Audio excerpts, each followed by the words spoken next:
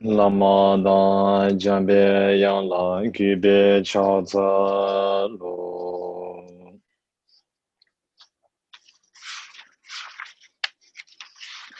Kanshi chanju xin wang chung du du de bung jun sa dan ka la gun gyab jin dor je don don dan ne ko lu me dan ri dan ka ri chen we cha be pa zu zhu le nam bra chu je do de me do da jin chanju to je zen ba na Chanbe tuge le bara pamze zobe sangi kanye de la gu cha ca kige shege tele do samdan jorwa pe zobe chanjua tambara tuge ze saya namba chudu yu 简当此间来诸行，适当真觉光巴拉在，三点学了他前边跑了去做开茶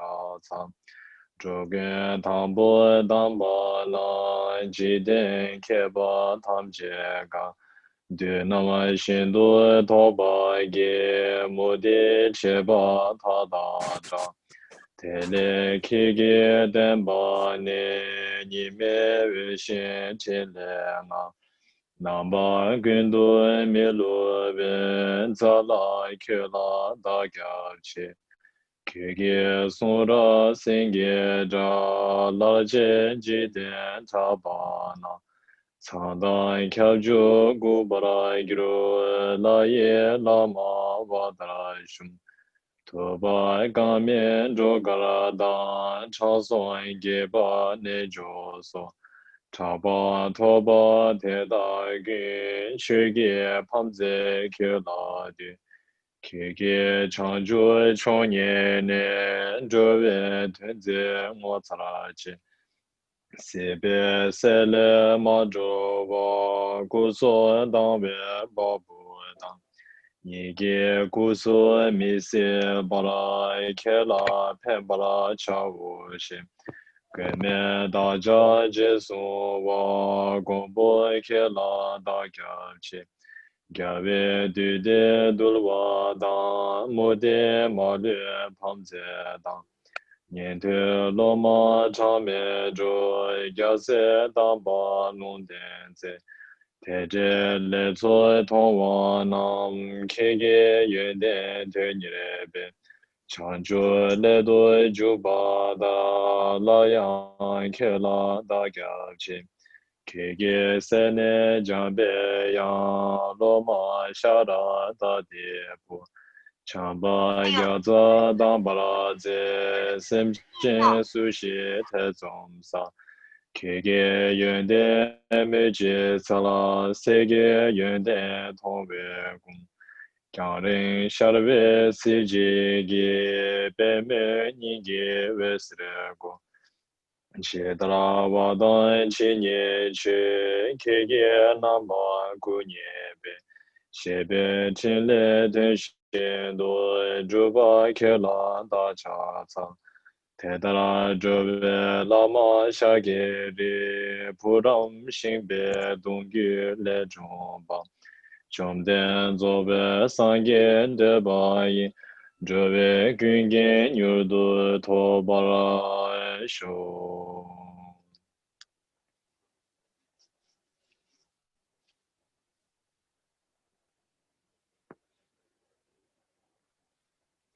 Lama dan gombo jeje jambe yang la gube cha ca lo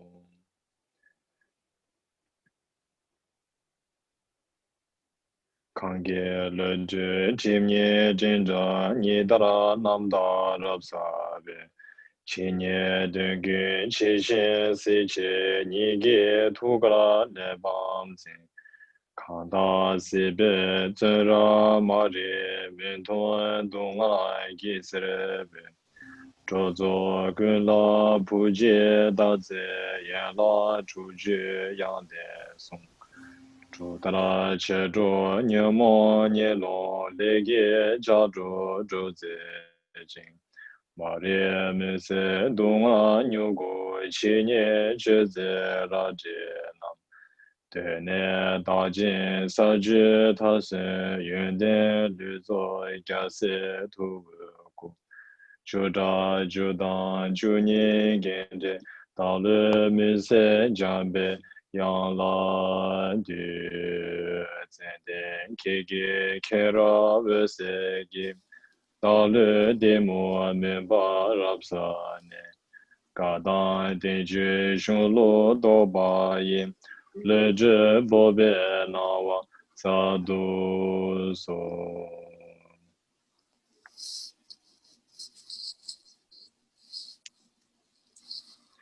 我见有见路上苍白马见萨拉东波拉，杨真朝见我主念白马中年些苏扎，可尔多看着忙白过来开见结束大主给，先给拉皮些苏苏。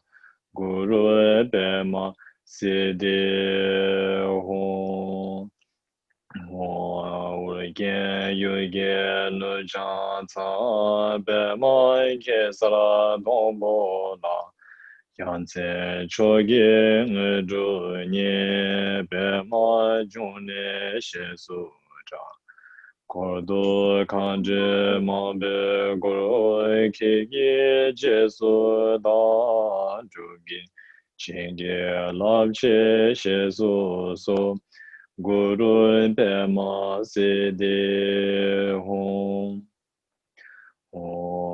Gen Yu Ge Nu Jan Ca Pema Kesara Dombo La Yang Zhen Cho Ge Nge Zhu Nye Bei Ma Jun Le Xie Su Zha Kor Du Kan Zhe Mang Bi Guru Ki Ki Je Su Da Zhu Ge Xin Ge Lao Che Xie Su So Guru Bei Ma Se De Hong Om Hum Benzo Guru Bema Sidi Om Benzo Guru Bema Sidi Om Benzo Guru Bema Sidi Om Benzo Guru Bema Sidi Om Benzo Guru Bema Sidi Om Benzo Guru Bema Sidi Om Benzo Guru Bema Sidi Om Benzo Guru Bema Sidi Om Benzo Guru Bema Sidi Om Benzo Guru Bema Sidi Om Benzo Guru Bema Sidi Om Benzo Guru Bema Sidi Om Benzo Guru Bema Sidi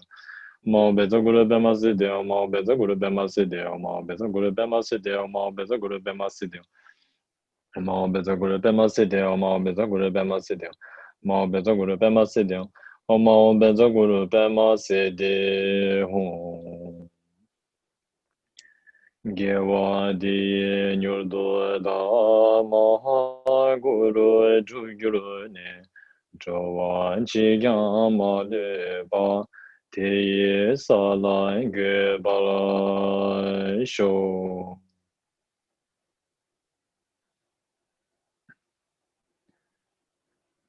Touch the leg and greetings to everyone. So today we will be continuing from where we left off last time. So the last teaching where we left off is we completed the end of the rules of training. Speaking generally, the rules of training once one has taken refuge in all the three jewels. So today we will be speaking about the rules of training with respect to each object of refuge individually. 大家好，吉祥如意。我们今天接着上一次讲完的课程继续讲。我们上一次讲完了在皈依之后总体要所做的学处，今天要讲接下来的部分。So, as it says here, it was taught in a sutra, one who takes refuge in the Buddha is a correct lay adherent. He or she should never take refuge in other deities. So what it is saying here is that in a sutra, which is a teaching taught by the Buddha himself said that once one has taken refuge in the Buddha, one should not take refuge in any other deities, which means one should not take refuge in any worldly deities, non-enlightened beings, and one should not take refuge in any type of spiritual teachers belonging to other religions. 这里在个别的学处当中，就好像在经中所说的何者皈依佛，此乃正居士；何时对一神，亦不许皈依。这个经也就是佛陀自己亲授的一个经文，就是说我们不能在皈依之后再向任何世间的没有证悟的人皈依，也不能向任何世间的神皈依。So when someone takes refuge in the three jewels, you become a correct lay adherent, which is what we called a upasaka. In Sanskrit, upasaka is the male lay follower, and then the upasika is a female lay follower of the Buddha. So when once one has taken refuge basically in Buddhism, there are four main groups. You could say the monastic group and the lay practitioner or followers group. For the monastic, there's monks and nuns, and for the lay persons group, there is the male and female. So when one takes refuge in the three jewels, one becomes a lay. Generally speaking, one becomes a lay practitioner, a lay Buddhist practitioner. 在皈依三宝之后，我们就成为了正居士。在梵文当中有 upasaka，就是男性的正居士，还有 upasika，也就是女性的正居士。在我们皈依之后，就有4种不同的正居士的分类，主要是分出家的和在家的。从出家人的角度来说，就有僧众和僧众尼；从在家人的角度来说，就有男居士和女居士的区别。So there are many, in Buddhism itself, there are many different kinds of lay adherents or lay Buddhist followers based on the vows that they have taken. Some Buddhist practitioners take the vow to not kill, not steal, not do sexual misconduct, and not lie, and take all those vows, and they may become a complete lay adherent or lay Buddhist follower. Some just take 4 vows and they receive their own kind of title of being a lay. There's like many different kinds of lay Buddhist followers. Some just take 3 vows, some take 2 vows, some just take 1 vow. But when you take refuge in the Buddha, in the Dharma, and the Sangha, you become a lay Buddhist practitioner, and the title that you receive is the lay Buddhist practitioner, lay Buddhist or lay adherent that has taken refuge in the three jewels. That is the title that you receive as a lay Buddhist follower. 在佛教当中，皈依了之后，我们作为在家人的角度来说，是根据我们受皈依的戒体来区分。比如说，有一些居士会选择完整的受5戒，就是杀盗淫妄酒，完整的受5戒；也有一些居士选择受4条戒、3条戒、2条戒，或者是1条戒。但总体来说，我们在皈依了三宝之后，就得到了作为皈依三宝在居人的名字。So the other types of lay Buddhist follows, their nature and the different types will be mentioned later on in a different chapter of this book. But what we need to understand is that one becomes a lay Buddhist follower by taking refuge in the three jewels. And once one has become a lay Buddhist follower, the first rule that one has to guard is that once one has taken refuge in the Buddha, one should not take refuge in any other deities. 在这个牟尼密显明论之后的几品当中，还会提到另一种在家人的区别。之后我们再会讲。但是在总体来说，我们在皈依了三宝之后，就是变成了在家人的居士。And so this means that one cannot take refuge in any other deities. And for example, I do believe that there are maybe some there are some people that think it is okay to be, they consider themselves as maybe Buddhist and Christian both, maybe. Sometimes, there are people that believe in the Buddha, accept the Buddha as a teacher, and also accept Jesus or God together. And there are also like, I've seen Hindus, Hindu followers who accept both Buddha and the Hindu gods as their refuge. That is not correct, and it is not right as a Buddhist, because if you accept any other deity or god other than the Buddha, then that destroys, it damages and eventually destroys the vow that you have taken, the refuge vow that you have taken in the Buddha. 在我们变成了在家人的居士之后，就不能再皈依世间的神。有一些在家居士会同时接受基督教和接受佛教，或者有一些也会同时接受印度教的一些教法。但是这个我们作为佛教徒来说都是不对以及不正确的。这样的话会损害甚至会彻底的毁灭我们的皈依戒。Because when we take refuge in the Buddha, the way we are taking refuge is we're putting all of our trust in the Buddha, and we're saying that you are my sole protector and guide, and I put all of my trust in you. Whatever good or bad happens, I will never forsake you. That is the way we take refuge in the Buddha. So while we do that, and if we also rely on any other deity, then it is kind of like not trusting the Buddha completely. So therefore, it does damage the refuge, the taking of refuge in the Buddha.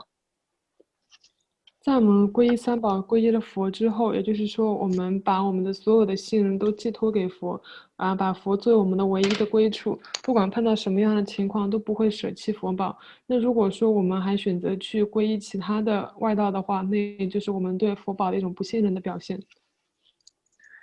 And it says, one who takes refuge in the good Dharma should be devoid of any thought of harming and killing. So what that means is that once one has taken refuge in the Dharma, which is the second jewel among the three jewels, one should give up all, and one should give up the action of killing. One should stop killing sentient beings, whether it be a big being, for example, humans or any kind of animals, or even tiny insects. Basically, one should not take the life of any being.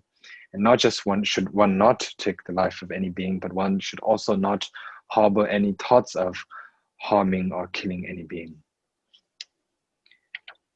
第二个就是皈依法宝者应远伤与伤，就是我们在皈依了三宝当中的第二个宝就是法宝了之后，我们就要放弃杀生，不管是杀人还是动物，甚至是小的昆虫，我们都要放弃杀生，而且我们也不能有杀生的念头。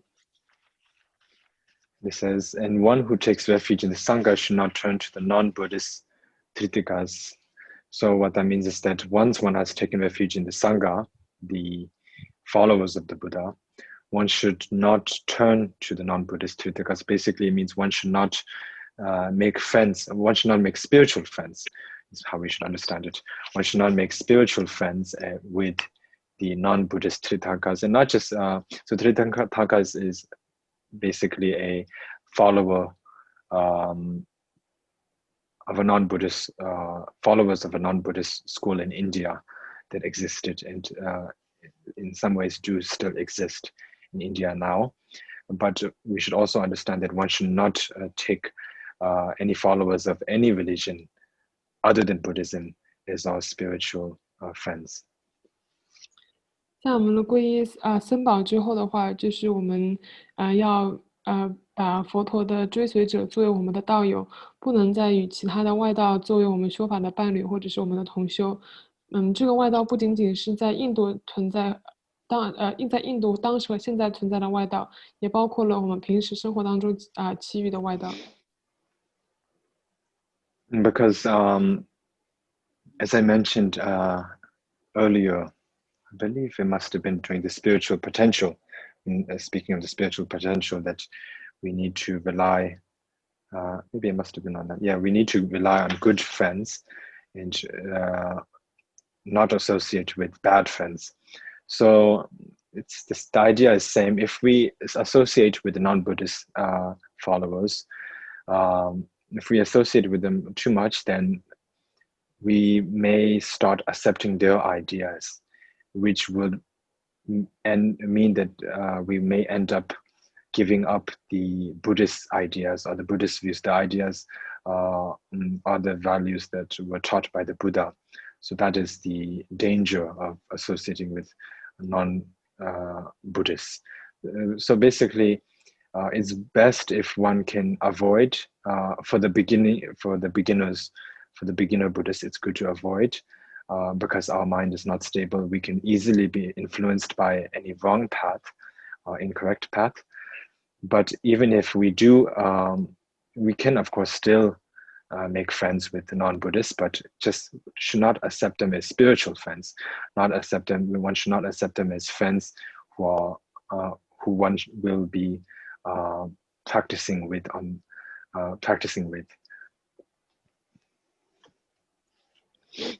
这个我们之所以不能与外道作为我们的修法的伴侣的话，它的原因就好像我们在之前的一篇讲到种性的潜能的时候提到过，如果我们身边有修行正法以及有很好的朋友的话，那我们就会受到良友的影响。那如果反过来说，我们身边有修行不是很好的道友，或者是说我们身边有恶友的话，那逐渐的我们就会被他们的外道的观念所影响，有可能我们就会放弃我们自己的价值观，或者是放弃佛法的教法。作为初学者的话，我们最好回避一些外道的道友，因为我们现在作为初学者的话，我们的观念还不是很坚固，我们有可能会放弃我们自己的一些价值观，但是我们最主要的还是不能接受外道作为我们修法的伴侣。如果只是做朋友的话，但是不接受他们的想法也还是可以的。We go to the next slide. 然后我们看下一页。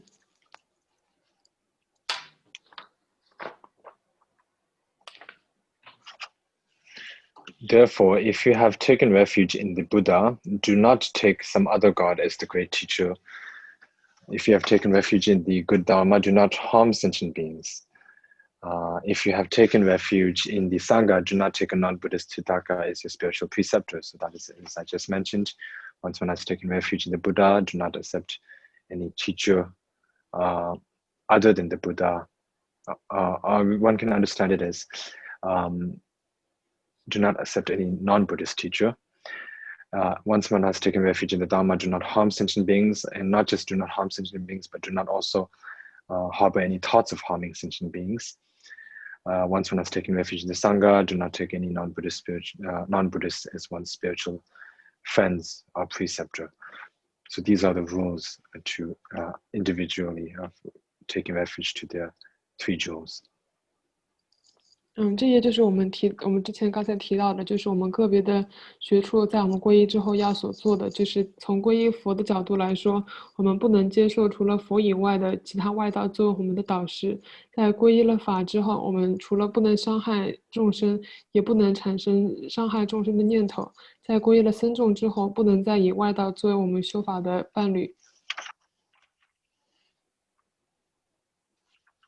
And then this seems to be like as if it's repeating it, but seems to be there in the Tibetan as well, I believe.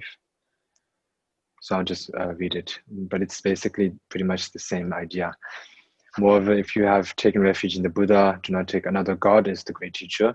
If you have taken refuge in the Dharma, do not take something besides that as your spiritual path. And if you have taken refuge in the Sangha, do not take those outside the Sangha as your spiritual friends or preceptors. So there's a little bit small difference from what was mentioned earlier. For example, if you look at the Dharma, it says do not take something besides that as your spiritual path. Earlier it mentioned do not harm sentient beings. So there's some small differences. The rest seem to be similar. 房子说这里的话，在藏文的那个法本当中有一点点重复，但是也有点点不一样，都是提到在皈依佛法僧三宝之后，不能在皈依除了佛以外的导师，不能在皈依除了佛法以外的教法，也不能把修行佛法以外的道友作为我们的伴侣但是有一点点不一样呢，就比如说在皈依法宝之后，我们之前提到的都是不能再产生伤害众生以及伤害众生的念头，但这里是说在那个藏文的那个经文里面，就是另外一段又提到不能在皈依法宝之后再接受除了佛法以外的一些教法。So we go to the next slide. 那我们可以看下一页。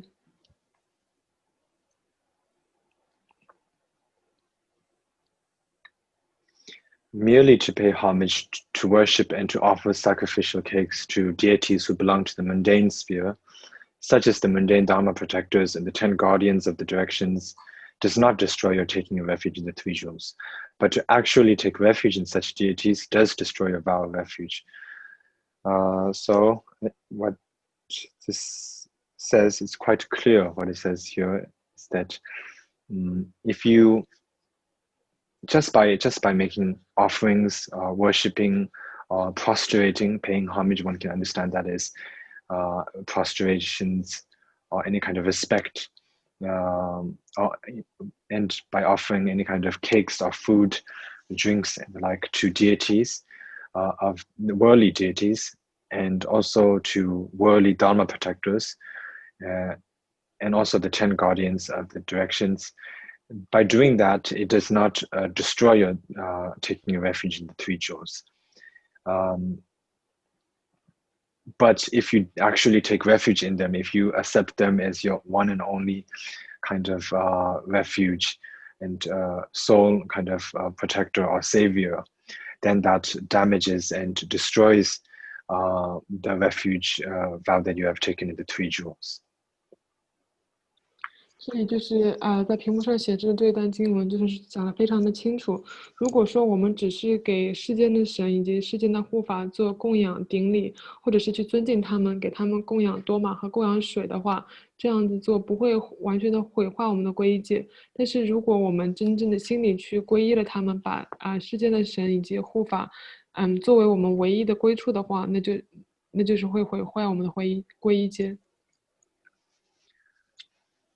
And so what one can understand by this is that, for example, over here, for Buddhists in India, there are many non-Buddhist temples around, which house idols of Hindu gods and the like. So if a Buddhist just bows their head to that god, just merely bows their head or shows some kind of respect, it is saying that it will not destroy the vow, the refuge vow. So we can understand that. And also if we make some kind of offerings of flowers or food to them, it is not really too dangerous.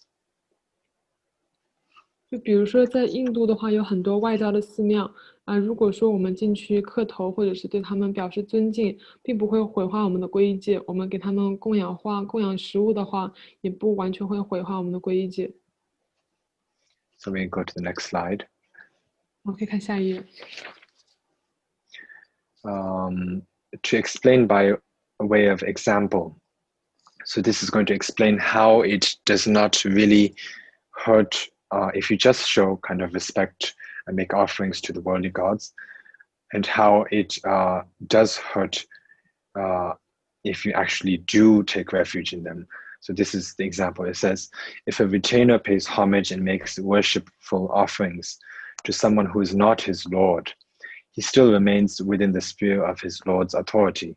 But if a retainer entrusts himself to the protection of someone besides his lord, he has exceeded the limits of his lord's domain because the lord can no longer offer him any protection.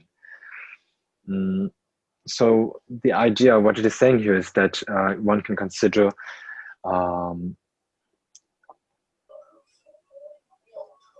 a person of a particular country living under a particular, living in a kingdom, a particular kingdom, and living under a king's rule.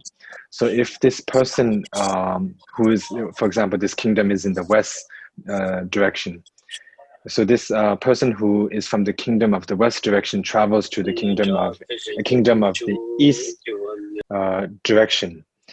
And so this person has now arrived in the east kingdom, and if this person pays kind of like makes offerings just by making offerings and bowing to that king of the east direction, it does not mean that he has now completely moved to that kingdom.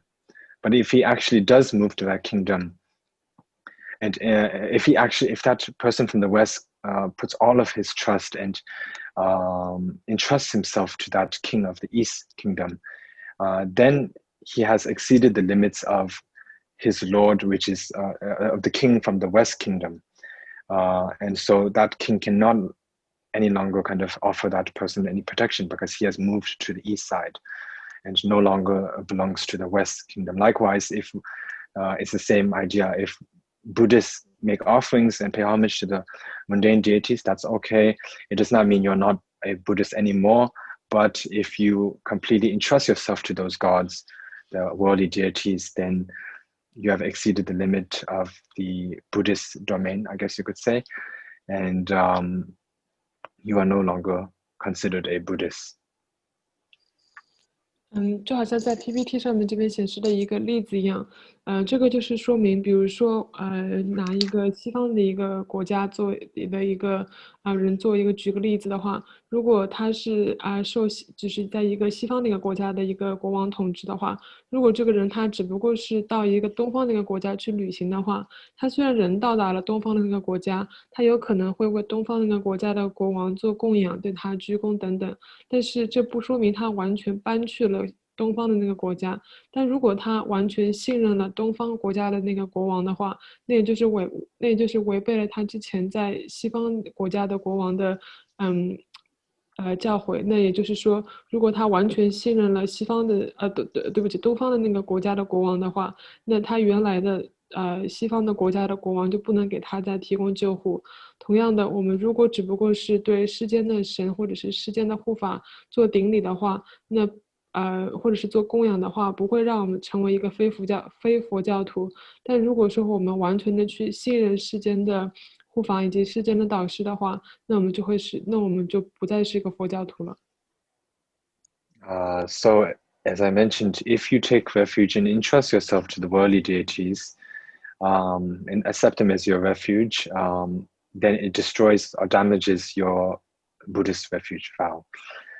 And the problem that occurs from that is that if one's refuge vow has been destroyed or damaged, because the practice of taking refuge or the Buddhist refuge vow is like the foundation for all Buddhist practices.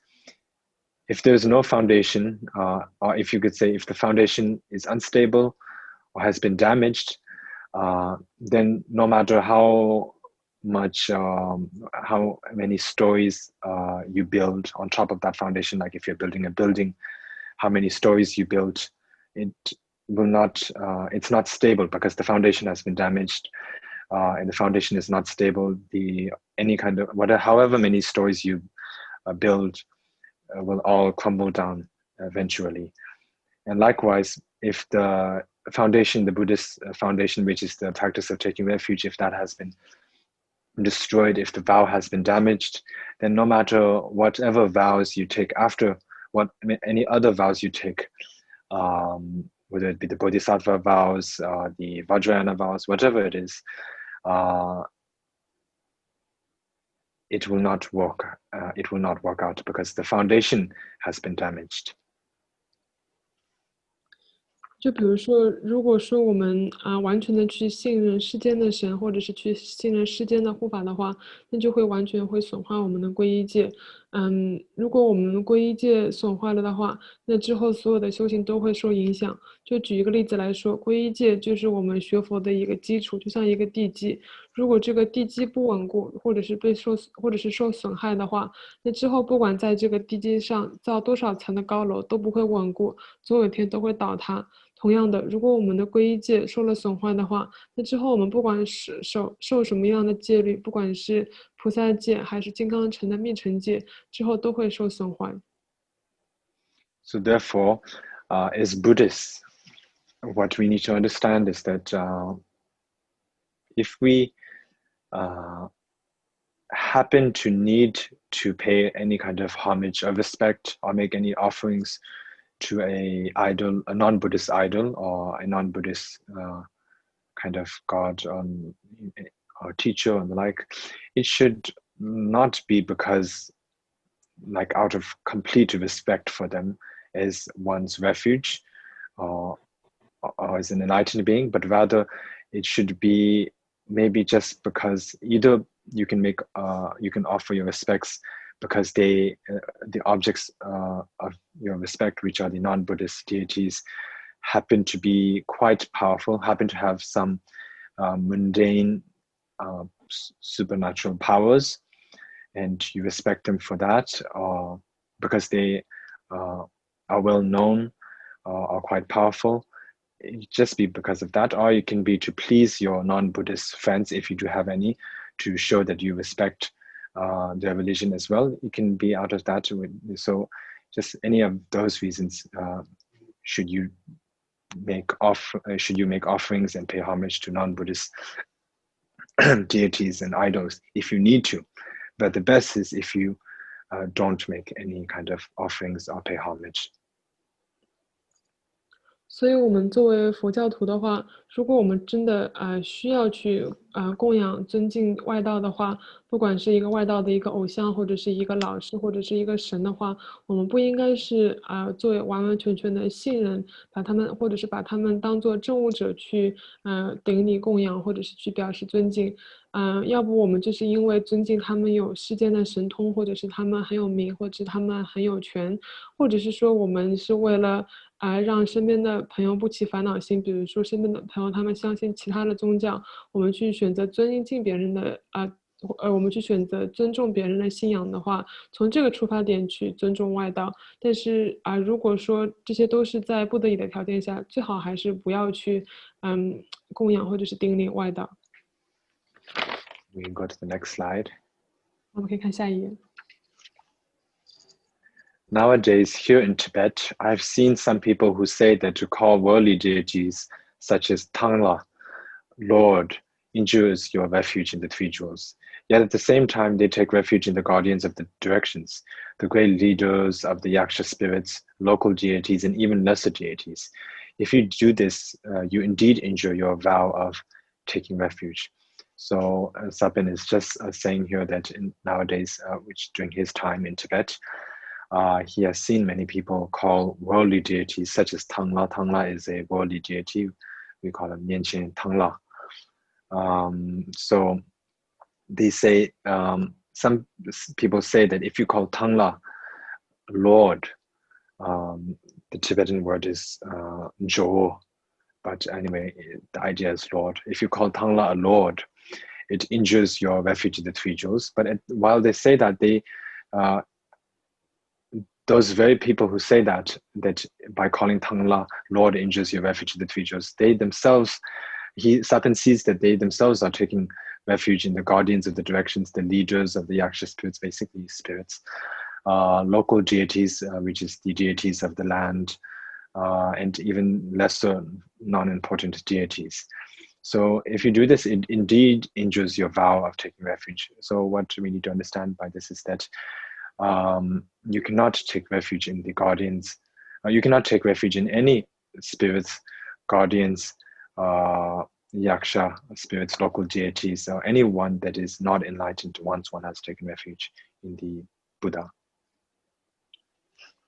这里就是说，在萨迦班智达当时的那个年代，在藏地的话，萨迦班智达身边有很多把世间的就是有很多人就持有一种想法，就是他们认为把世间的神唐拉叫做神的话，那这样的做法就会损害他们的皈依戒。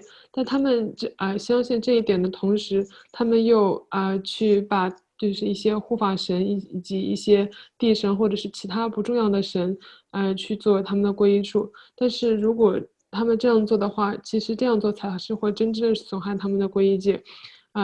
所以就是就萨迦班智达就在这里说，如果说他们这样子做的话，那才是真的会损害他们的皈依戒。We can go to the next slide. 我们可以看下一页。if such people replied that those deities are members of the noble assembly of bodhisattvas, then in that case, this practice can be included within taking refuge in the three jewels. But if you take refuge in them as being distinct from the three jewels, you will mix up your practice with that of the Tritakas. Because those non-Buddhist sectarians take refuge in just such world-protecting deities as Shakra, which is Indra, and then Brahma and Maheshvara, which is Shiva. So what Sapen is saying here is that, what he's saying is that if those very people who earlier said that if you call Tangla Lord, it injures your refuge, and those very people, take refuge in worldly deities, if those very same people reply that it should not be a problem, because those worldly deities are members of the noble assembly of bodhisattvas, and we as Buddhists are supposed to take refuge in the noble assembly of bodhisattvas. So they are the Sangha, basically. So there shouldn't be a problem in taking refuge in those worldly deities. So Sapen is saying that if that is the case, if that is your reply, then why not just take refuge in the three jewels itself? Why do you need to separately take refuge and say, I take refuge in the this worldly deity, I take refuge in the local deities, I take refuge in the guardians of the 10 directions? Why do you need to take refuge to them separately? If you want to include them, then you should just include them while you take refuge. Why take refuge in them separately? So that is Sapen's reply. 这里就是说，如果刚才持有那些观点的人回答说，如果把他们皈依的那一些世间神、地神以及其他不重要的神当做菩萨的僧众，那他们也是属于皈依三宝了，那就不是个问题。但是萨迦班智达就在这里说，如果说他们把他们顶礼供养的那些皈依的神、地神以及其他那些神，作为僧众的话，那为什么不直接皈依三宝？为什么要分开去供养十方的护法，分开了去供养世间的神呢？都应该如果说他们认为这一些都包含在就是佛菩萨的僧众当中的话，那应该直接去皈依三宝。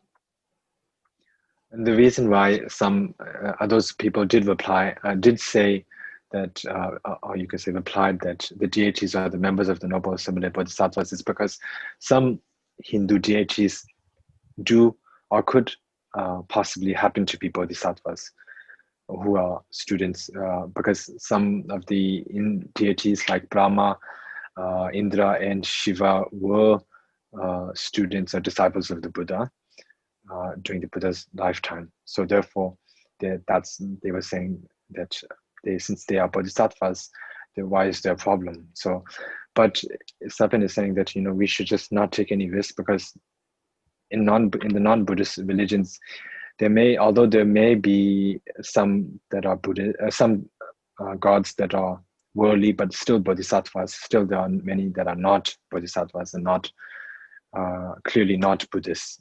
So therefore, it's just better not to take any risks and just take refuge in the Sangha. If you want to just take refuge in the bodhisattvas, when you take refuge in the Sangha. So just do a very clean refuge. That is the idea. I take refuge in the Buddha, the fully enlightened one, endowed with the three bodies, the three Buddha bodies. This is speaking and according to the Mahayana way of taking refuge. I take refuge in the Buddha, endowed with the three Buddha bodies. I take refuge in the Mahayana Dharma, and I take refuge in the noble bodhisattvas as the Sangha. That is how we should take refuge.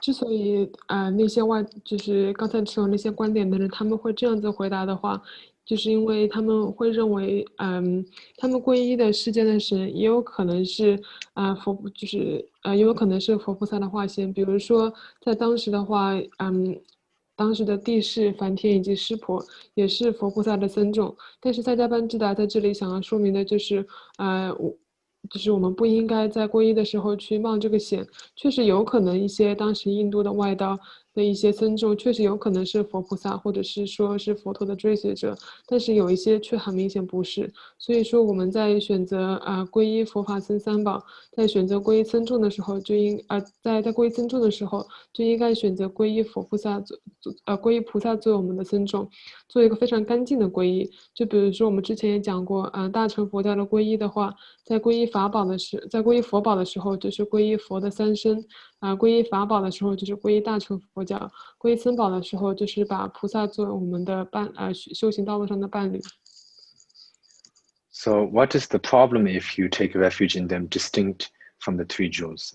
The problem is saying you will mix up your practice with that of the Tritankas, because those non-Buddhist sectarians take refuge in just such worldly protecting deities as Indra, Brahma, and Shiva.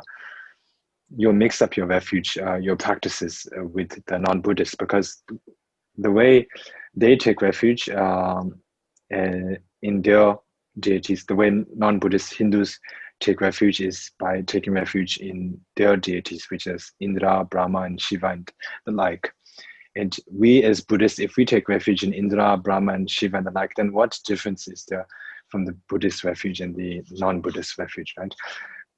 You've basically mixed up the two religions, and you're practicing something that is not purely Buddhism. So you should avoid that. That is what Sapin is saying. 所以这里的一个问题就是说，如果我们把外道的一些僧众，就是把它包含在佛法僧三宝的僧众里面，这样子去皈依的话，那就会和外道的皈依会混合起来。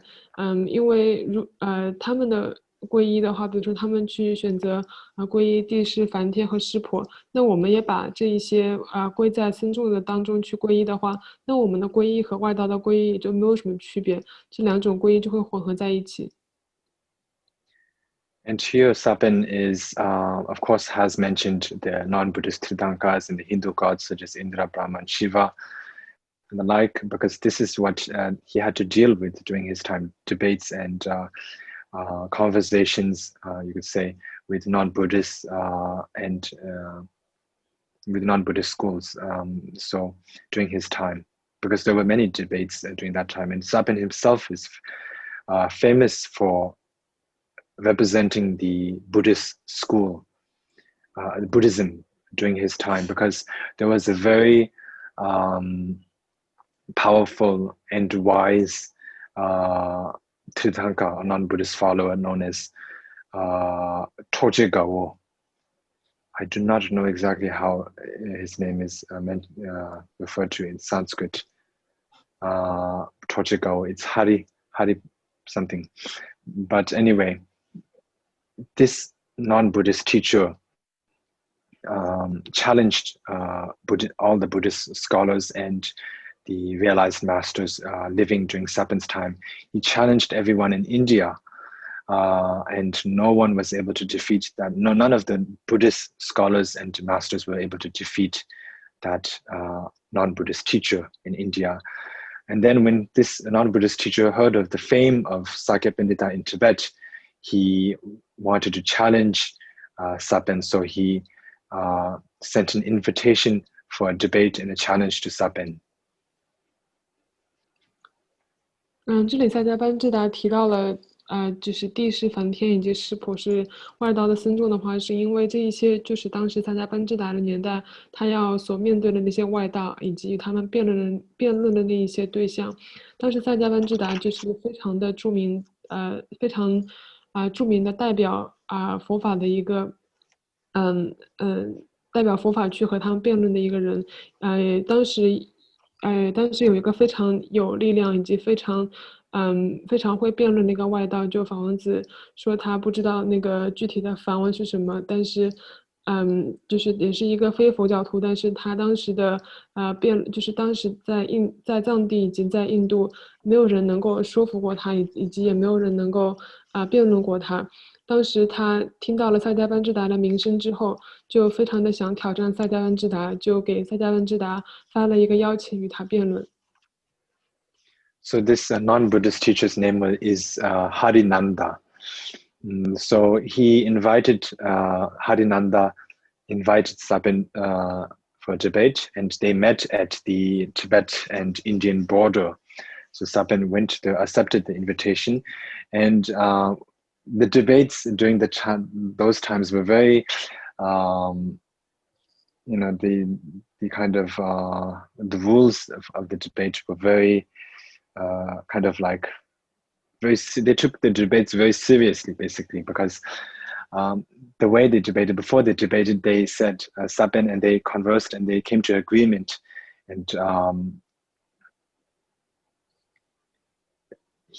Harinanda told Saben that if I lose the debate, if I win the debate, so if I lose the debate, he said, first, if I lose the debate, then I will become a Buddhist. I will become your follower. I will give up my religion and become your follower. And then he told Saben, but if you happen to lose the debate, you have to give up your religion and you have to follow my religion and you become my disciple. So that is the agreement. And Saben agreed to that. And then they started the debate. 当时的那个非常有力量的那个外教徒，那个外道叫哈利能达，我这里不是很确定这个中文是什么意思。他当时和萨迦奔智达约在印度和西藏的边界去进行一场辩论。当时他们的辩论的话题以及他们辩论的形式非常的严肃。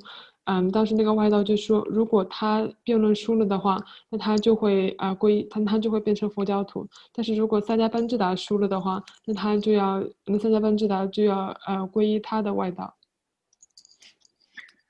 And so they debated and debated, both not just did they debate on philosophical topics, but also they debated, challenged each other with magical powers as well. And they did that, and it lasted for many, many days, probably several weeks long challenge. And finally, Saben was able to defeat Harinanda, both through reasoning and magical powers. 那他们的那个辩论持续了几周之长，而且的话，他们辩论的方面不仅仅是包括了哲学方面，还有包括比如说在神通方面，他们也进行了非常长时间的辩论。那萨迦奔智达在不同的领域都一一打败了这个外道。And so it is said that he was, of course, a very well-known master, Harinanda, a non-Buddhist, and then very learned. So after he lost the debate, the way he lost was because Saben, not only was he debating with, not just with Saben debating with challenging Harinanda, but Saben also had Manjushri supporting Saben. Manjushri was on Saben's belief, on his shoulders, on his right shoulder, and Harinanda made a comment that although I may be able to, I do think that if we continued, I could defeat you. I cannot defeat that being that is on your shoulder, which he means Manjushri, because Manjushri was supporting Saben during the debate. And so therefore, he lost, and he became a Buddhist and follower of Saben. 虽然当时那个外教徒非常的有名，但是他后来还是在辩论那方面输了的原因，就是因为当时萨迦奔智达在和那个外道辩论的时候，文殊菩萨一直在萨迦奔智达的右肩在加持萨迦奔智达。那个外教徒后来说，如果他一直和萨迦奔智达辩论下去的话，他有可能可以对不起，他可以打败萨迦奔智达，但是他不能打败萨迦奔智达右肩上的那个人，也就是文殊菩萨。所以后来那个外道在辩论输了之后，就皈依了佛教徒，对不起，就皈依了佛教。So basically, Saben had to deal with these kind of people and non-Buddhist schools and scholars, and so that is why he's mentioning these kind of things here. But that was during his time. These days, we know of many more religions. We end up associating with other religions as well. There's many religions, Christianity, not just Hinduism, but Christianity, and so many other non-Buddhist religions. In China itself, there's also non-Buddhist religions like Confucianism and Taoism, I believe. And there are many religions So it is basically the same. We are not allowed to, as Buddhists, we are not allowed to take refuge in their teachers or gods. 之所以萨迦班智达在这里提到了很多外道，比如说之前讲到的帝释、梵天以及湿婆的话，就是因为这一些都是萨迦班智达他当时要面对以及要去辩论的那些外道。那我们提到的这一切的话，都是当时所面对的情况。当然，现在也有许许多多的外道，就是不仅仅是就是基督教啊，或者是其他的那些外道。我们现在身边也会面对很多的外道，包括在中国也有许多非佛教的外道。So I do believe there might be some religions that have merged together, like Buddhists and Confucius and Taoism, that have merged together. And you also see many other, in many countries, Buddhism is merged together with other religions. So to be honest, it is not correct. As a Buddhist, you're not allowed to do that. Your refuge vow is already damaged if you have taken refuge in the Buddha and still also rely on any other deities as your refuge. 我们现在也其实能看到很多外教的话，都慢慢的融入进了佛教，这是我们能所看到的一点。但是，我们在皈依了佛法僧三宝之后，再去向其他的外道去做皈依，把他们做我们的皈依处的话，就是不对的。So we go to the next slide. 我们可以看下一页。Some also say that to commit disrespectful acts toward the scriptures, such as to walk over them, buy and sell them, or use them as a pledge for loans, is to abandon the Dharma and therefore amounts of losing your refuge in the Dharma. Yet the same people also say, do not engage in studying and teaching, thinking that to obstruct the study and teaching of Dharma does not damage the taking refuge.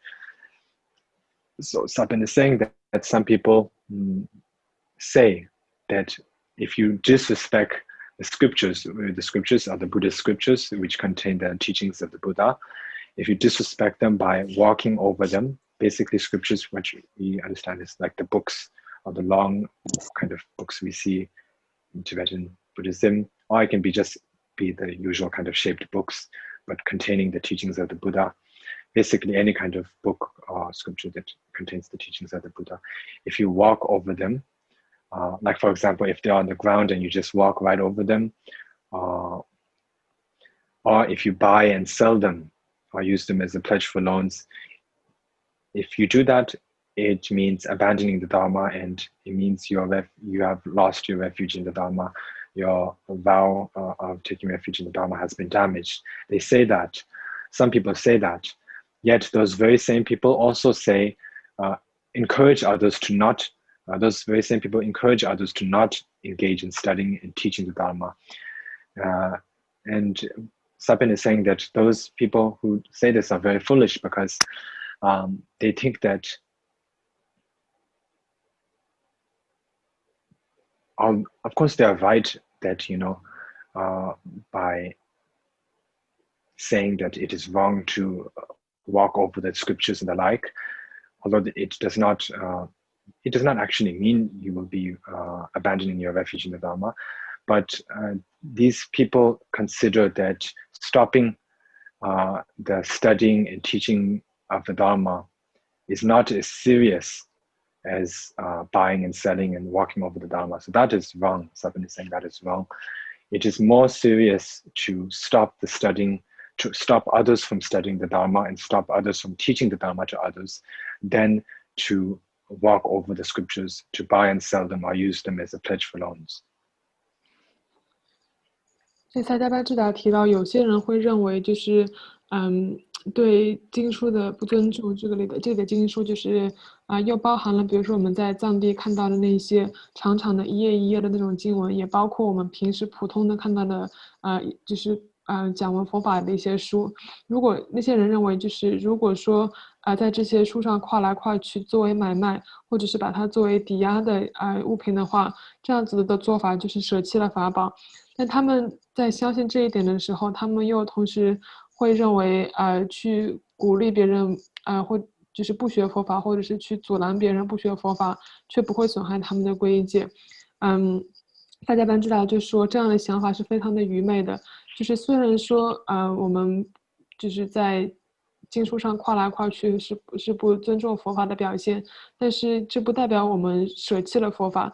但是相反来说，如果说我们就是彻底的舍弃了佛法，或者是说鼓励别人不学佛法的话，那才是最严重的过失。这才真正的舍弃法宝。Go to the next slide. 你看下一页。In general, it is indeed a great fault to engage in the business of buying and selling a sacred book. Yet, because the book will continue to be used for recitation and so forth, when it is in the hands of the new owner, this cannot cause a decline in the doctrine in general, though the seller himself will be worse off. But if you put an end to studying and teaching, the lineage of wise ones will be broken. So what Sapan is saying is that it is true that there's great fault, and it is a form of disrespect, and there's a great fault if you engage in the business of buying and selling a sacred book. If you you get yourself into such work of buying and selling a sacred book for the sake of money, but it is not as bad as putting an end to the studying and teaching of the Buddha Dharma, because if you, for example, if you sell a book to someone, once that book arrives to the new owner, that new owner will use it for a good cause. They will open the book, they will recite, they will do recitation and so forth, and they may, pay great respect to the book and the like. So in consideration of that, it's good for the new owner. Although you, on your part, since you sold a very holy object, which is the books, for money, you're worse off compared to the person that has received it. But if you put an end to studying and teaching, the lineage of wise ones will be broken. Basically, that means that if you put an end to studying and teaching, there will be no one who can study and teach. There will be no one who can study the books, because you have halted the study of the Buddha Dharma. And if there's no one to study the teachings of the Buddha, then they will not gain the wisdom arising from studying. And if they don't have the wisdom arising from studying, they cannot teach the Dharma to others. And if there's no teachers who can teach the Dharma, then it's just the books that remain. There are no teachers in the world. It will just be books.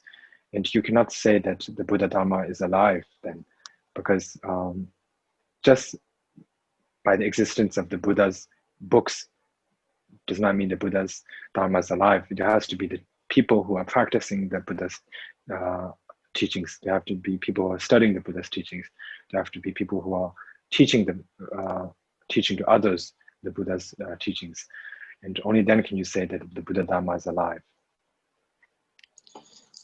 总的来说，就像这个 PPT 上面显示的那样，如果说我们把法宝或者是经书来作为生意做买卖的话，那确实是有过失。但是这样子的做法，它的过失的严重性并没有强烈到像我们比如说去阻碍别人学佛法，或者是阻拦别人去听闻佛法那样的有过失。比如说我们把一本经书卖了的话，那这本书到了一个新的一个人的手里的话，那他们也会有可能会打开这本经书，他们可能会去念诵，他们也有可能会因此而去学习佛法。但是对于新得到这本书的人来说，对他们是很有利。虽然从我们的角度来说，我们自己把这一本书给卖了，我们自己会有损失，但是这个损失相比起我们去阻拦别人的损失远远没有那么的严重。因为如果说我们阻拦别人去学习，或者是阻拦佛法的传播的话，那久了之后就没有人有佛法的书可以学习。那如果或者是说久了之后，因为没有人去学习这一些佛法，那也就没有人可以得到因为文思所得到的智慧，那也就因此而不能传播佛法。所以说，如果这样久而久之的话，那在世间存在的只不过是佛法的书籍，却没有人去学习，以及没有人传法。那如果世间只有一些佛法的书籍的话，那就不能说是佛法兴盛的表现，因为光有书的话，但没有人传，就是不是佛法兴盛，一定要有人去学习，有了文字的智慧去传播佛法，才能说是佛法的兴盛。Because I believe that during Satan's own time, there must have been some people that would say such things that the people who are studying the Buddha Dharma, who are studying the scriptures, the meaning of the scriptures and the like, their conduct is very bad. It's better. Wouldn't it be just better if they stopped studying and just practiced the Buddha Dharma? There must have been some people who said that, and probably there is still right now. There are people who prefer practice to be more important than studying. And by that I mean that people who just consider that practice alone is sufficient and there's no really need to study the scriptures in detail. So Sabin is saying that is wrong because basically once you have become a Buddhist, of course, on top of having the moral conduct, of course one needs moral conduct, but one needs to also hear the teachings from a teacher. One needs to contemplate the meaning of the teachings and then finally meditate. So meditation is not possible to do without having done contemplation and hearing prior to meditation. 萨迦班智达之所以会这样子说，因为在萨迦班智达当时的年代的话，有些人会就确实是有一些人会说，就是学习佛法，但是如果行为不如法的话，那还就是不如不学，就直接去修行就好了。现在也有人会相比去学习佛法，会更加重视修行，认为就是只要修就够了，就不用去深入的学习。但萨迦班智达说这样子是不对的，因为作为佛教徒的话，当然除了我们的行为要如理如法之外，更重要的还是要有文思修。如果我们没有文思的基础的话，那就没有东西可以修。So this is the process for any Buddhist. There are only two Buddhists that do not need to, two types of Buddhists that do not need to do studying, and that is the fully enlightened Buddha himself, because he has now already attained enlightenment. There's no need to do any more studying because he knows everything already. And then there's the Pratyeka Buddha, which is the half Buddha that we mentioned earlier. He does not need to kind of do these studying and that kind of practices. Other than that, even the great bodhisattvas and any other Buddhists must, who are still on the path, who have still not attained full enlightenment, have to and need to hear the teachings first, which along with that also means one also needs to look at the scriptures, open the books and read. And then after hearing the teaching, whatever topic one hears, whatever Dharma topic one hears from one's teacher, one needs to contemplate upon that topic to see if what my teacher said is right or wrong. For example, you hear the teacher today, your teacher gives you a teaching on impermanence and tells you that life is impermanent. So then after you hear that teaching, you need to contemplate upon that meaning. And you need to think, so my teacher said life is impermanent. Was he right or wrong? So you try to see if what he said is really right or wrong. Is life really impermanent or not? Then you think of the life process. You remember, you contemplate and you think about the aging process of not just humans but all beings and the like, and then you understand the kind of the meaning of what the teacher taught you, and you get a conviction, I guess you would say, that or certainty that what the teacher taught you is right, that life is impermanent.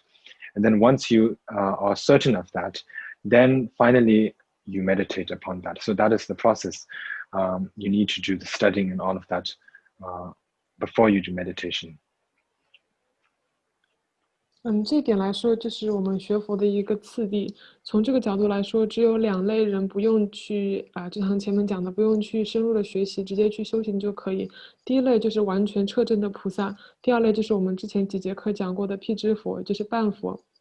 剩下其他的修行人，包括还没有彻底证悟的菩萨，都是要依照次第来修行。首先要去听闻佛法，这个就包括我们就是比如说打开一本书去看、去读诵，然后去思考，然后之后我们从上师那里听到了佛法之后，我们还要继续去思考上师所说的是否是对的。比如说举个例子来说，今天上师讲了一节关于无常的课，比如说今天教了无常的修法。那我们要去思考，这个说的是不是对的？生活是不是真的是无常？然后我们去思考所有的众生，慢慢老去的过程，然后逐渐的就理解了上师的意思，理解了之后就确信生活确实是，无常的，寿命确实是无常的。最后在确信了这一点之后，我们再去修行，所以这就是一个修行的一个次第。So therefore, this is something to keep in mind. So one needs to know and understand that once one has become a Buddhist, it's important to study. Oneself should study the teachings of the Buddha and should avoid stopping others from studying and teaching. And instead, one should encourage others to study and teach the Dharma, to study the Dharma and to teach the Dharma to others. And so, for example, there might be here many of you who make offerings to the Sangha members time to time, monks and nuns, it could be. So here is a good reason for you to continue your action of making offerings to the Sangha members, whether it be for the studying or teaching, organizing teaching events and the like. Because if you encourage others or help to organize for others to study the Dharma and to teach the Dharma to others, then it means that the Buddha Dharma will continue. You're making a contribution for the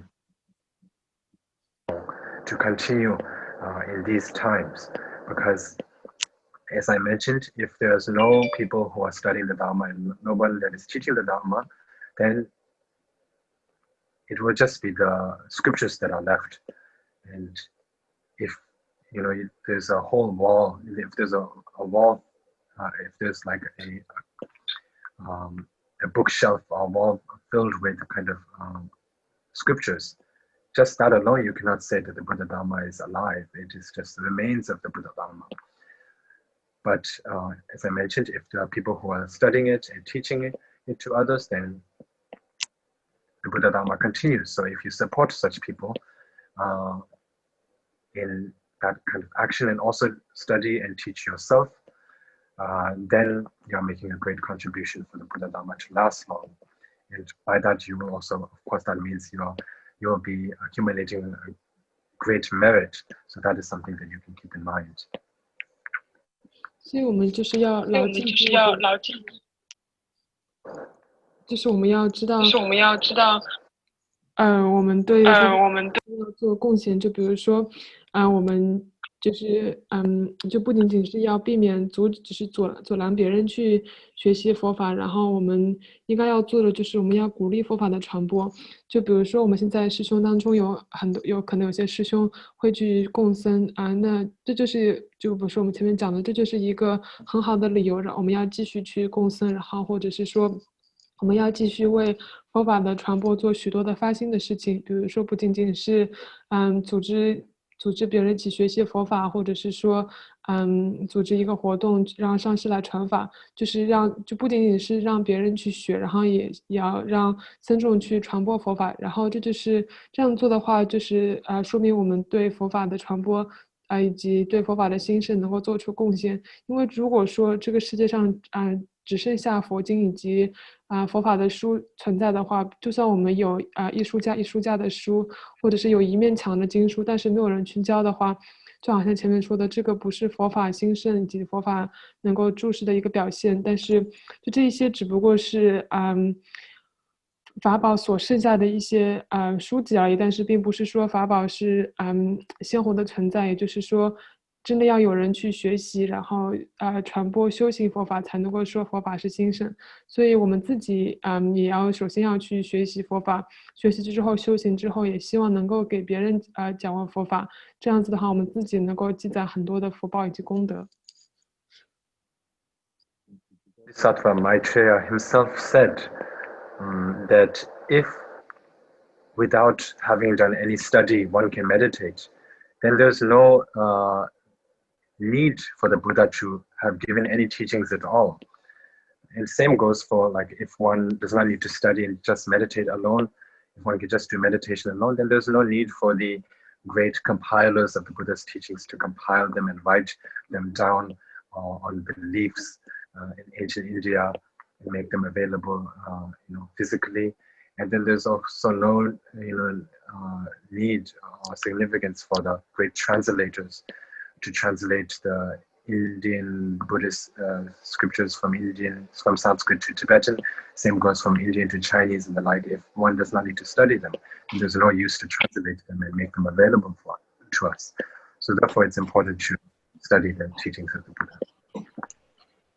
就好像文殊菩萨自己所说的那样，如果说我们不需要去学习佛法，直接去修行的话，那佛菩萨也没有必要去讲完佛法去教授佛法。就好像我们之前在讲完我们要学习的正法里面所包含的，如果说佛法不需要去学习，直接去修行的话，那也不需要有佛菩萨来讲完佛法，也不需要有译师来翻译，也不需要有成就者来集结这些佛法，去整理这些佛法。如果说我们直接修不用学习的话，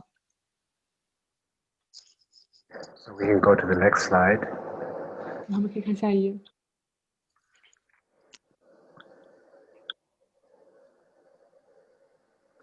Even if many volumes of scriptures remain, if there's no one who can understand the teachings, the doctrine of the Buddha will have been destroyed. Therefore, those who are afraid of lesser faults such as trafficking in religious books, but commit the major fault of obstructing religious study and teaching, do not understand the root of taking refuge in the Dharma. So this is quite clear, so you can just directly translate it. 然后这里就是就作为一个补充来说，我们就直接把这个经文做翻译都念一遍。就是说，因此恐惧法宝买卖这样这样细小的罪业，而去造作阻拦闻法和讲法这样的大罪业的人，是因为他根本没有了解什么是法的皈依。Next slide. 我们可以看下一页。I have also seen some who, while saying that to walk over some yellow cloth destroys your refuge in the Sangha, commit acts of harm in irreverence to noble, energetic upholders of the monastic vows and to great adherents of the basic Buddhist scriptures. To walk over yellow cloth is the subsidiary fault of irreverence, but it does not cause the actual refuge itself to be lost. So Sapin is saying that some people say, he has seen that some people say that to walk over the yellow cloth, we can also understand it as maroon cloth, which you see monks wearing these days, Tibetan monks in many cases. And like basically any kind of yellow or maroon cloth that the monks and nuns wear, that if you walk over that, it destroys your refuge in the Sangha. But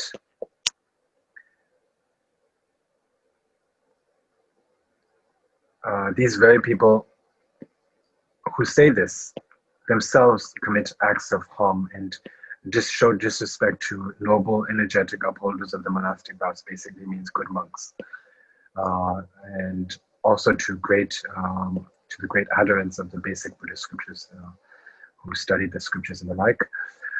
And so Sapin is saying that to walk over the yellow cloth, and one can also understand it as maroon cloth and the like, is a small fault of showing disrespect to the Sangha, but it does not cause the refuge in the Sangha to be destroyed. 这里他在班智达就是说，他当时听到有人说，就是如果跨过了僧众所穿的红色或者是黄色的僧衣的话，就是对皈依戒是一种损坏。但是持有这些观点的人，他们同时又认为，或者说他们同时又对持戒者以及和三藏的法师非常的不恭敬。但萨迦班智达在这里想要说的就是，如果说只不过是跨过了僧众所穿的红黄色的僧衣的话，只不过是损害我们皈依戒的一个分支。We go to the next slide. 我可以看下一页。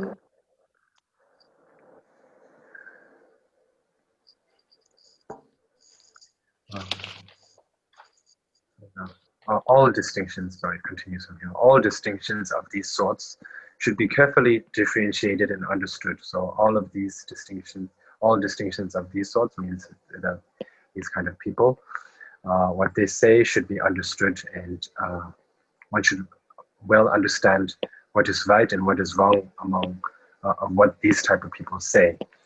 And based on that, one should, of course, accept what is right and just abandon whatever they say that is wrong.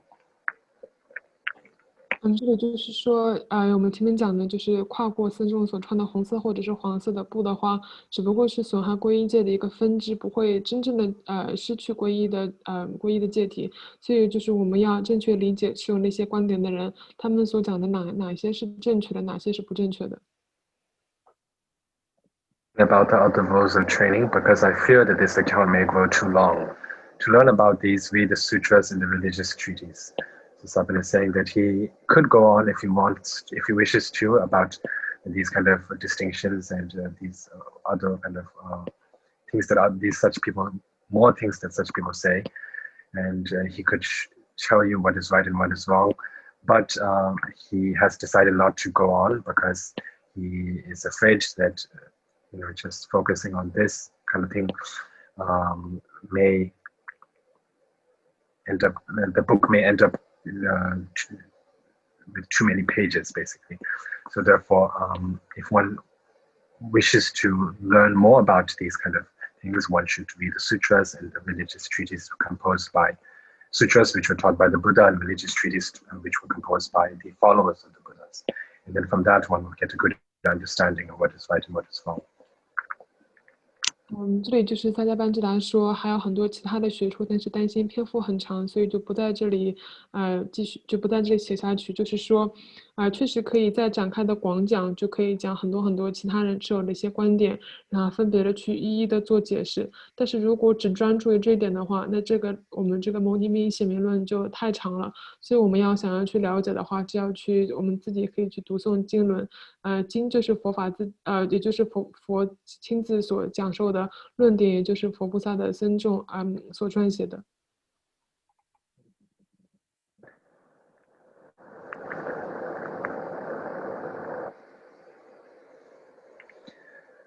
So now the rules itself have been completed. The mention of the rules itself have been completed.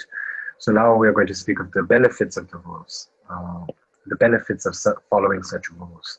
So there are two types. It says two types of benefits occur from taking refuge: temporary benefits and ultimate benefits. Immediate sorry, you can mention that first. 然后我们以上就讲完了皈依的学处，我们接下来要讲皈依的功德。皈依的功德的话，也可以分为两种，第一个就是暂时的功德，第二个就是究竟的功德。Immediate temporary benefits actually include benefits of two sorts. So the immediate, which is the temporary benefit itself, also includes two different types of benefits. I think this is what it's saying. 在第一个皈依的功德里面，暂时的功德的话，又有两个细分，又有两种不同的暂时的功德。Next slide. So it said that there are two types of benefits. For the temporary benefit itself, there are two types, further two more types. The first type of benefit is the benefit of abandoning faults. The second type of benefit is the benefit of acquiring good qualities. 从暂时的功德的话来讲，我们前面讲的有两种细分，第一个就是远离障碍的功德，第二个就是第二个就是我们所得到的功德。Benefit that you attain. So this temporary and ultimate, the way to understand that is temporary is basically the benefits that you attain while you are not enlightened, while you're still in samsara, or even if you attained enlightenment to some point, if you still haven't attained full enlightenment, then all of the benefits that you attain during that time is the temporary benefits. The ultimate benefits are the benefits that you attain once you have attained full enlightenment. 我们所得到的暂时的功德的这个总体来讲的话，这个就是指我们在还没有证悟之前，就是我们还处在轮回当中，或者是说在刚刚证悟的时候，我们所得到的功德，这些都归类于暂时的功德。So, what is the benefit? It is the benefits are saying that it is speaking here of that this and this will go away if you take refuge in the three jewels, and if you follow the rules that were mentioned above, and then this and this you will attain if you follow the rules mentioned above. So this is what it is saying. 那我们要得到这些功德的话，就是在这里讲的，就是我们要依止我们前面所讲过的那些总体的皈依的学处以及个别的皈依的学处。So that taking refuge frees you from undesirable things. It purifies the obscurations created by past acts of misdirected faith.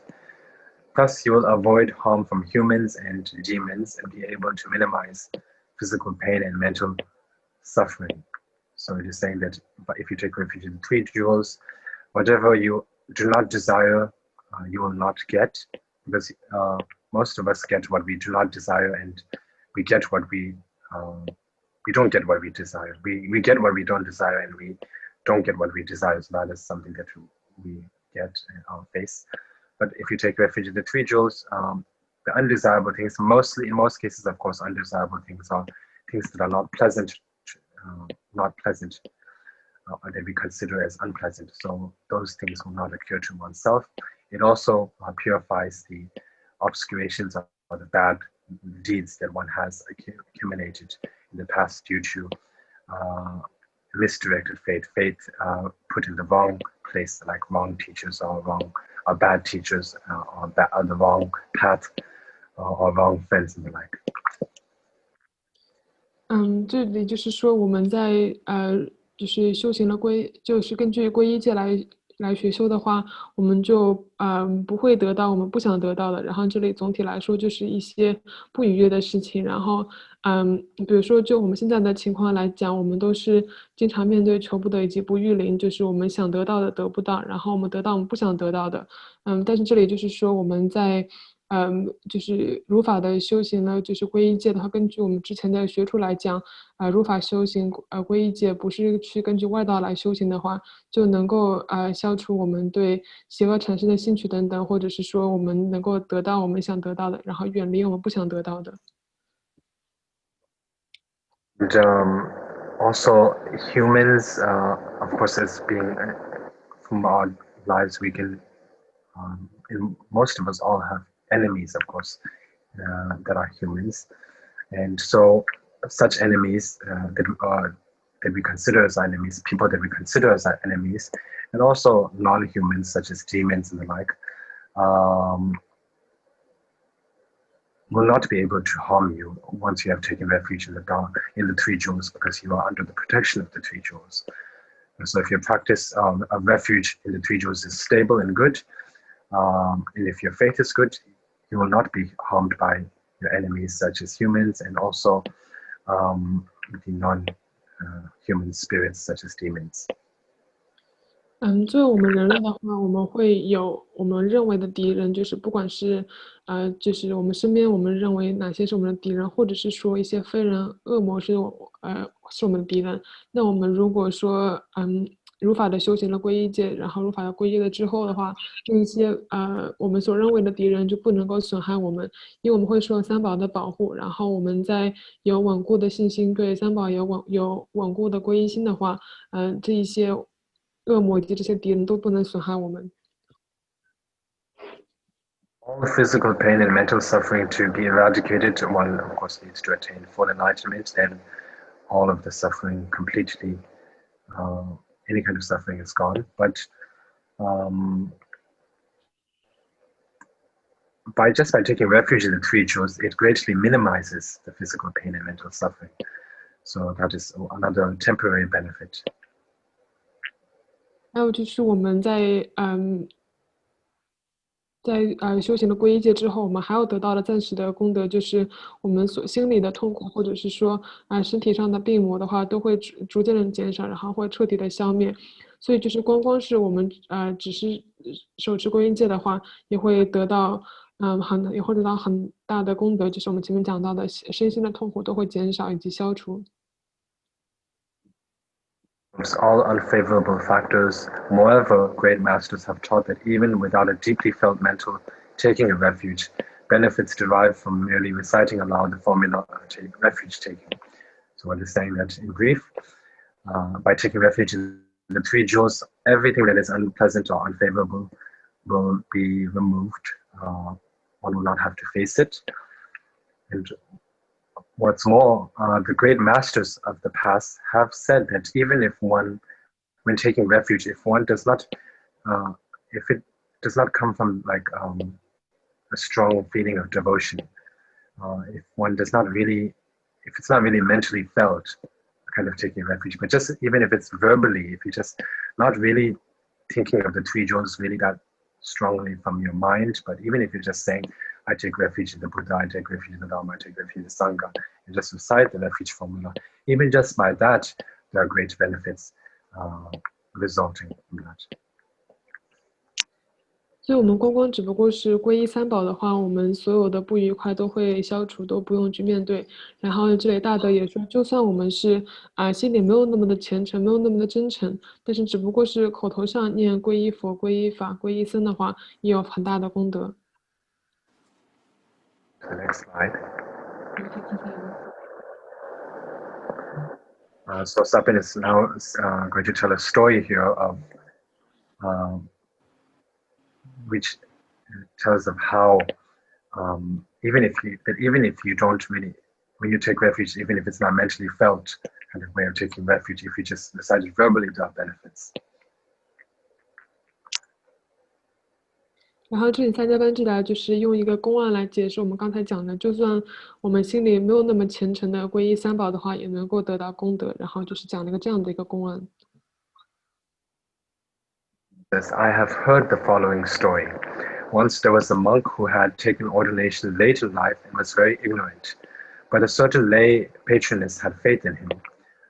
One day she offered him a roll of cloth and requested religious instruction. Unable to come up with anything to teach her, the monk became downcast and repeated over and over, not knowing, I am miserable. From that, the patroness realized that the result, misery, arises from the cause, ignorance, and thus she beheld the truth. She then praised him, saying, the master has freed me from the ocean of misery.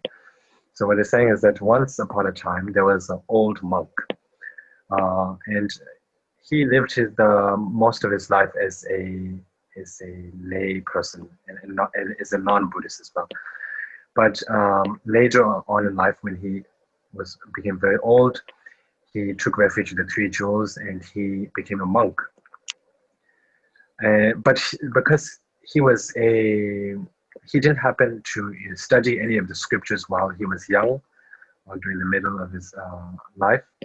And since he had just become a Buddhist now and taken refuge and have become a monk now, he basically had really no knowledge on Buddhism, pretty much at all.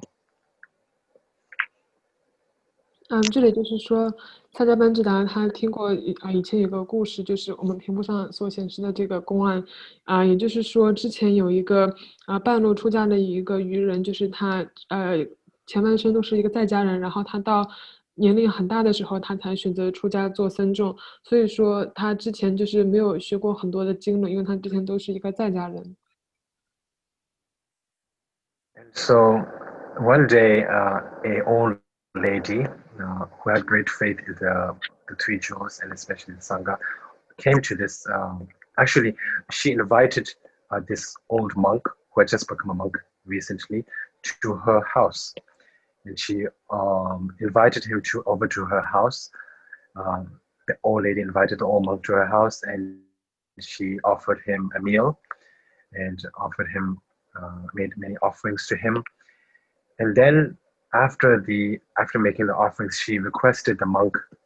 It says here that she offered a roll of cloth, which is basically she must have offered the monk the robes of the monk clothing. And after she offered that, she requested for religious instruction. Basically, she requested the monk to teach her the Dharma. But because he had just become a Buddhist recently and he had not studied the Buddha Dharma earlier, he really had no knowledge on the Dharma.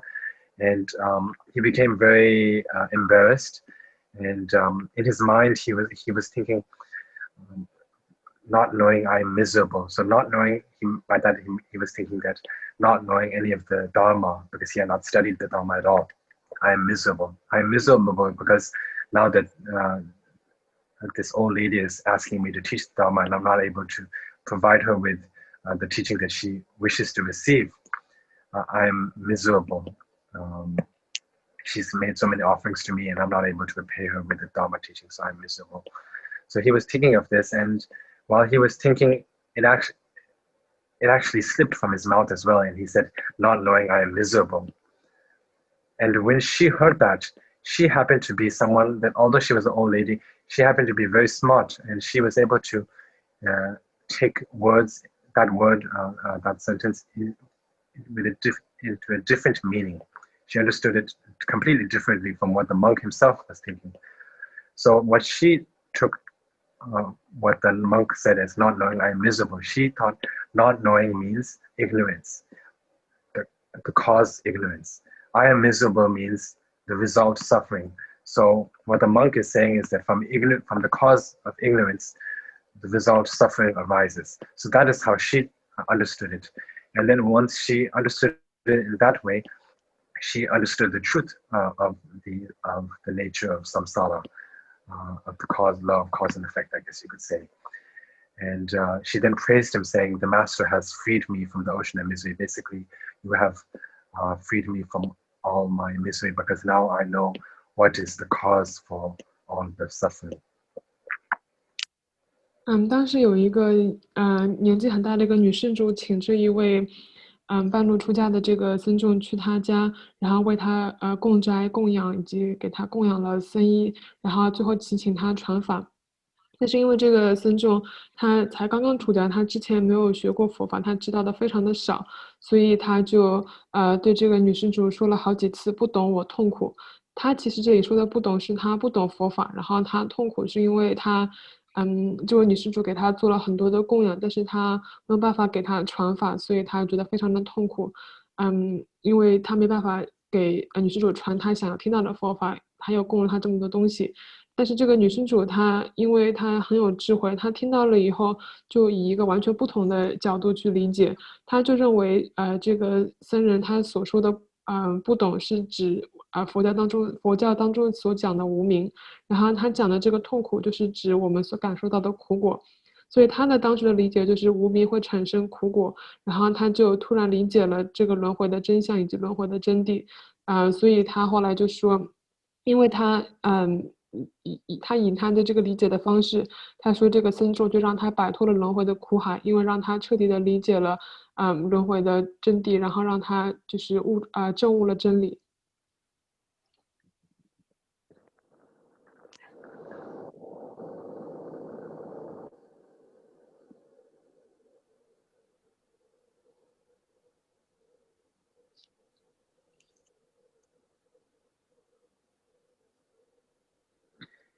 A thief happened to witness this, and thinking that he would steal the cloth from this simpleton, he followed the monk. When the old monk entered his house, the thief called to him from outside, "Give me the cloth." The old monk called back, "I am too terrified to come out. Take it through the window." So basically, while the old monk had come to the old lady's house and had given her the teaching, not really a teaching, but after she had made the offerings to him, and he had said that accidentally, and she had took it in a whole different way, and she became so happy that she praised him. After all of that, while all of that was happening, a thief happened to be watching from the distance, and the thief saw all of that, and he noticed from the very beginning that the lady had offered a cloth to the monk. And he thought, I'm going to make sure that I can get that cloth today from that monk. 然后就是在我们前面所讲的这个女施主请这位僧人去他家，然后跟他做供养，然后给他供养了一块布，就是僧衣的时候，然后给他传法，但是他完全以另外的一种方法理解他，之后自己证悟了真理。这一切发生的时候，都正好被一个小偷在外面看到，也就是说他看到了这个女施主为这一位僧人供养了一块布，就是僧衣。And so he thought that, and then the monk, after receiving the cloth and receiving the praise from the old lady, he then returned back to his home. He made the journey back to his home, and which was quite some distance away. And while he returned back to his home, the thief followed him. And once the old monk had entered his house, the monk entered his house and he locked the door from inside. Then right after that happened, the thief yelled to the old monk and told him, "Give me the cloth." And the monk said that, "I'm too terrified to come out," as it says here. So you can take it to the window. 然后就是在这个僧众就是给了这个女施主，就是讲了刚才讲的那个不懂我痛苦之后，他在回家的路上，虽然他家里离得非常的远，但是那个小偷就是跟了他很远的路，一直跟到他家里，然后那个小偷就从窗外就说把那块布给我，然后那个僧众他听了之后就觉得非常的害怕。So basically, the monk was scheming something already. So it will show in the next slide. 然后就是这个僧众他其实心里有一个计划，然后我们下一页会看到。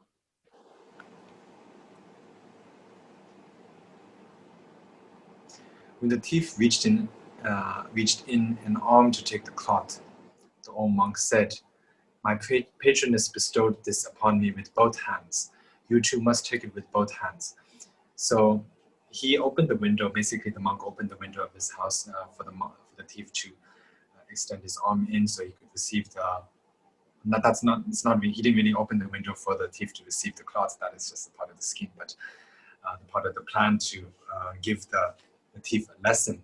But anyway, the thief extended one of his arms inside to the window, but the monk said, when my patroness gave me this cloth, she gave it to me respectfully with two hands. Now that you're about to receive it from me, in return, you should also likewise extend both of your arms to the window and receive it respectfully.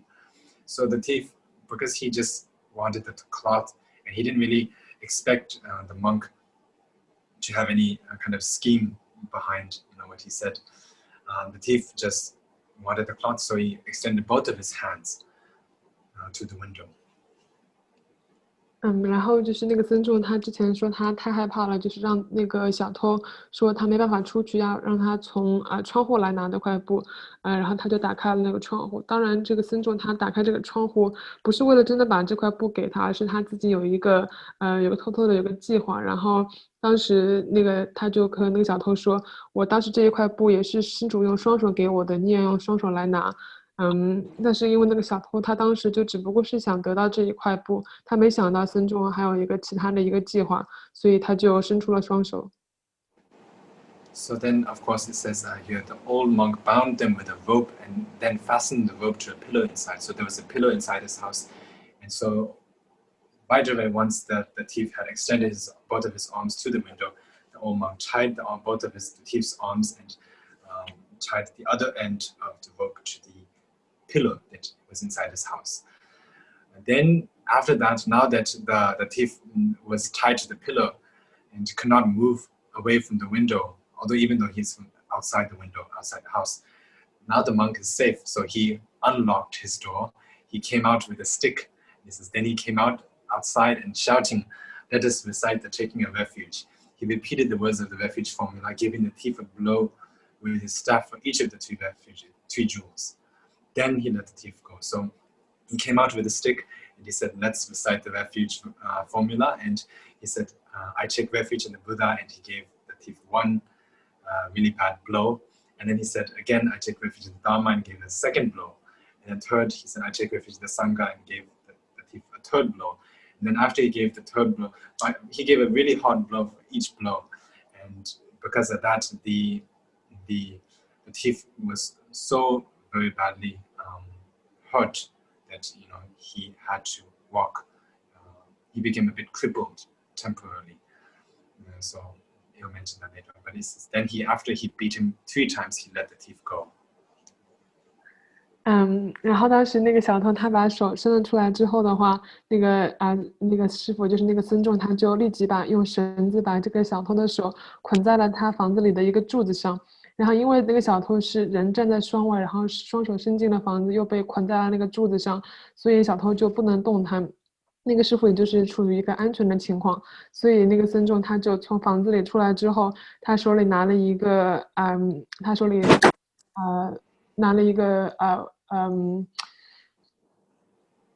就是拿了一个棍棒，然后他就是就是打那个小偷，然后他每打一次就念那个皈依戒，也就是他念一次皈依佛，他就打一下那个小偷；他念一下皈依法，就打一下那个小偷；念一下皈依寺，他再打一下那个小偷。然后因为他打得非常的重，然后所以那个小偷就暂时被他打得一瘸一拐。然后这个之后我们再会继续说。So you go to the next slide. 然后看下一页。The thief limped away because he was crippled by now, and it says, coming to a river bank, he met a traveler who asked why he was limping. The thief replied, I am a thief, but there is a monk, an even bigger thief than I am, who trashed me. But there is who trashed me, reciting the prayer of taking refuge and combining a blow of his staff with each of the 3 jewels. To his possession of super knowledge, abhijnana, the Buddha limited the taking of refuge to only 3. Had there been a 4th refuge, I would undoubtedly now be dead. So saying, and with faith in the Buddha, the thief went into the water under a bridge. So basically, he continued, now that he was let go by the monk, he continued on his journey, limping away. And then he came close to a riverbank, he met someone, a traveler, and he said all of this, that he told him everything that happened, that the monk gave him 3 blows for each of the refuge, while reciting the formula to each of the refuge. And then he made a comment, the thief made a comment to that traveler, saying that, it must be to the Buddha's super knowledge that he purposely made only 3 jewels, the Buddha, Dharma, and Sangha. If he had made a 4th jewel, that would mean that the monk would have beaten me as well with another blow, which would mean a total of 4 blows. And if that would happen, I would undoubtedly be dead by now, because just by these 3 blows that I received, I'm quite badly injured. So if I had received a 4th blow, because the Buddha had created a 4th refuge, I would be undoubtedly dead by now. So because of that, it was his own kind of understanding of how he took that, and he developed some kind of faith in the Buddha, and the thief developed some faith, and then he continued on on his journey and arrived under a bridge. 然后那个小偷被那个师傅打了一瘸一拐的来到一个河边，然后有一个路过的一个路人就问他的脚怎么瘸成了这样，然后那个小偷就说，我是一个小偷，但是还有一个半路出家的一个出家人，他是一个大小偷，他刚才就是他把他之前所经历的事情都全部复述了一遍，他就说还好这个皈依戒是3句话，肯定是佛陀用他的神通才这样子故意的设置，就是只是有3个皈依戒，就是只有就是皈依佛、皈依法、皈依僧这3个，就不能再多一个了。如果再多一个的话，就是皈依戒如果是4句的话，那么刚才肯定会被那个师父给打死了。所以他就是以他自己的理解，他认为这是佛陀的神通才把这个皈依戒设置成3句，所以他就对佛就产生了信心，然后他就带着这个信心就走到了一个桥下。So basically, the thief thought that the Buddha must have, because the Buddha knows everything, past, present, and future, the Buddha must have certainly have thought of when the Buddha created the three jewels, he must have taken into consideration the thief himself and know that in a future time there would be a thief that would be beaten up by a monk reciting the refuge vow, and it would receive 3 blows. And the Buddha must have purposely made it 3 for his sake. So that is what he thought. 当时那个小偷他的想法就是他认为佛陀因为有神通，就是能够了知他的3世，就是过去世、现在世和未来世。他当时就认为佛陀肯定是考虑了他的3世，所以的话才把这个皈依戒设成了3句。也就是说，如果未来的话也有小偷的话，那也就是还好这个皈依戒是3句，不然如果是4句的话，肯定就没命了。You can go to the next slide. 我们可以看下一页。At that time, a horde of demons started to cross the bridge, but were unable to do so. They thought, previously we could easily cross. What is the blame for this? They asked the man in the water below what special skills he had. He answered, I know the prayer for taking refuge in the 3 jewels. Other than that, I don't know anything. When he said that, the demons too attained a firm knowledge of the value of taking refuge. It is said that when they died, they were reborn as gods. The thief too, feeling faith in the Buddha, took monastic ordination. So usually, as I mentioned earlier, he had arrived at a bridge and he went under the bridge. Because it was dark by then, he had traveled for quite some time and it had become dark and he needed a place to sleep for the night. So he had arrived under the bridge, and usually on top of the bridge, it so happened that demons would walk by back and forth on top of the bridge. But on that very night that the thief had arrived there under the bridge, they were not able to walk back and forth on top of the bridge as they usually could. So they were wondering, they discussed it with each other, and they thought, why is it that we are not able to walk across the bridge today? We are able to do so usually, why is it that we can't today?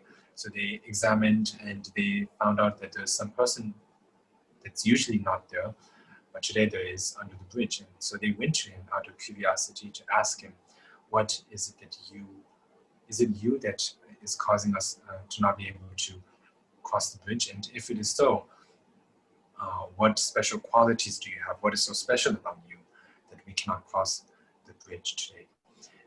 And he answered that I don't really know anything except for the prayer to the 3 jewels. And he had just learned this prayer when he was getting beaten by that old monk. So that is how he knows the prayer, of course. And so because not just did he know it, but after he had arrived under the bridge, that thief was reciting the refuge to the 3 jewels, just as he had remembered while the old monk was beating him, because now he had faith in the Buddha, as I mentioned earlier. So he happened to be reciting the formula to the 3 jewels. So that is why they were not able to cross the bridge. So the demons also saw the value of taking refuge, and after they died, they were reborn as gods. And the thief too, because he felt faith in the Buddha and found firm faith in the Dharma and the Sangha, he later on took monastic ordination, meaning he became a monk as well. 我们之前提到的这个小偷，他在经历了这一天的事情之后，他因为天黑了就走到了一个桥下，他在一个桥下休息。然后一般的话都是一些非人会在这个桥上通过，但是他们那天就是没办法从这个桥上过去，然后他们就互相讨论今天怎么过不了这个桥。他们就看到了一个平时不在这个桥底下的人，就是这个小偷。然后他们就在想，那是不是因为平时我们不太看到的这个人，就是因为他的存在，我们今天没有办法过桥呢？所以他们就去问了这个小偷，就是你有什么神通，让我们今天没有办法过桥？这个小偷他因为刚才就是从那个出家人那里得到了皈依戒，然后他对3宝产生了信心，他就说我什么都不知道，我只知道皈依3宝，然后他就是带着信心念诵了这个皈依戒的这3句，然后这些非人听了之后就对3宝产生了信心，然后就往生，就去往了天界，然后那个小偷后来也因为佛法的信心而出家。So what this story illustrates is that even if you don't have a knowledge about the 3 jewels too well, even if you're just reciting refuge formula. There are great benefits arising from that, such as not being harmed by demons and the like.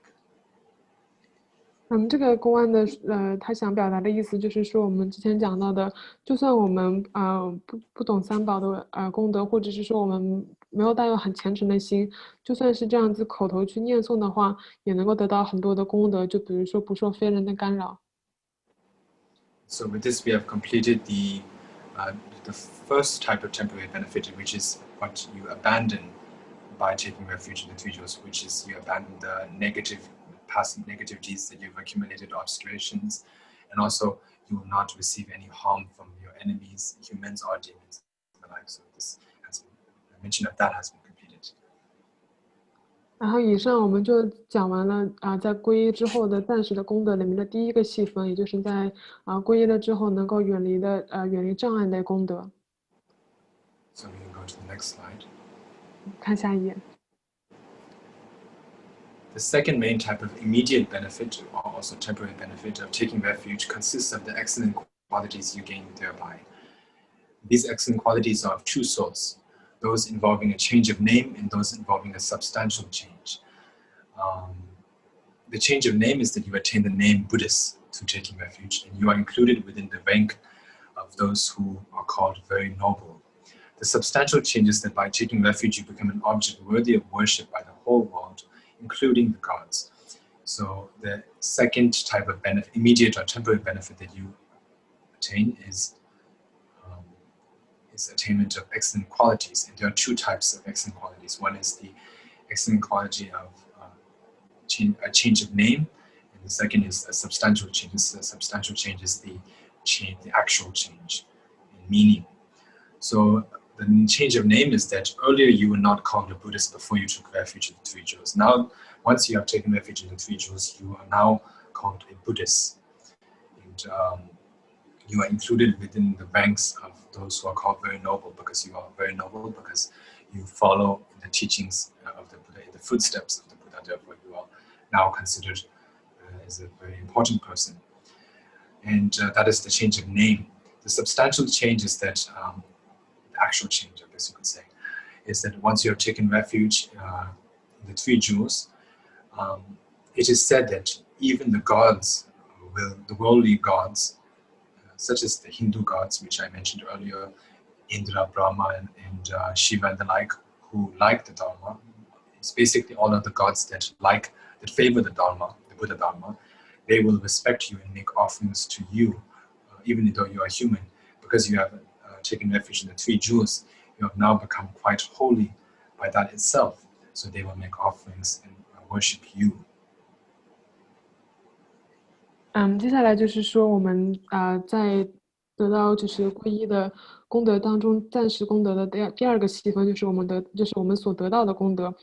所得到的功德里面呢，也可以再分为两种，一个是我们的转变的名，然后第二个就转变的义。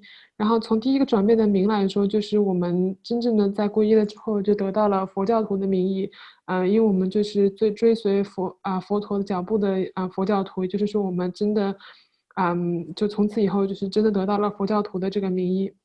然后第二个就是更加殊胜的功德，也就是在我们就是我们从究竟来讲，在皈依佛的，就是在皈依三宝之后所得到的功德，也就是我们就是真实的意义上的转变。因为我们在皈依了三宝之后的话，就是包括世间的神，比如说之前提到的地势、梵天以及湿婆的话，他们也会对我们产生恭敬，也会因此来保护我们。因为我们皈依的是究竟殊胜的佛法，所以的话我们也会就是因此而就是变成圣人，也就是因为我们也会是世间所典礼恭敬的对象。 Next slide. 看下一页。 In general, you gain great protection, and in particular, you gain the protection of the gods who love the doctrine, like a traveling merchant who has found an escorting God. You gain peace of mind and the confidence that you will never be parted from the three jewels in all future lives. So it's saying that once you have taken refuge in the three jewels, you have attained the greatest protection that you could ever get.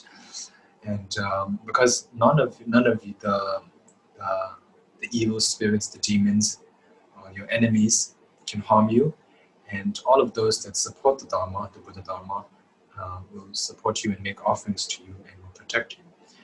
So you are under great protection. And like a traveling merchant who has found an escorting God. So we are like a traveling merchant, basically.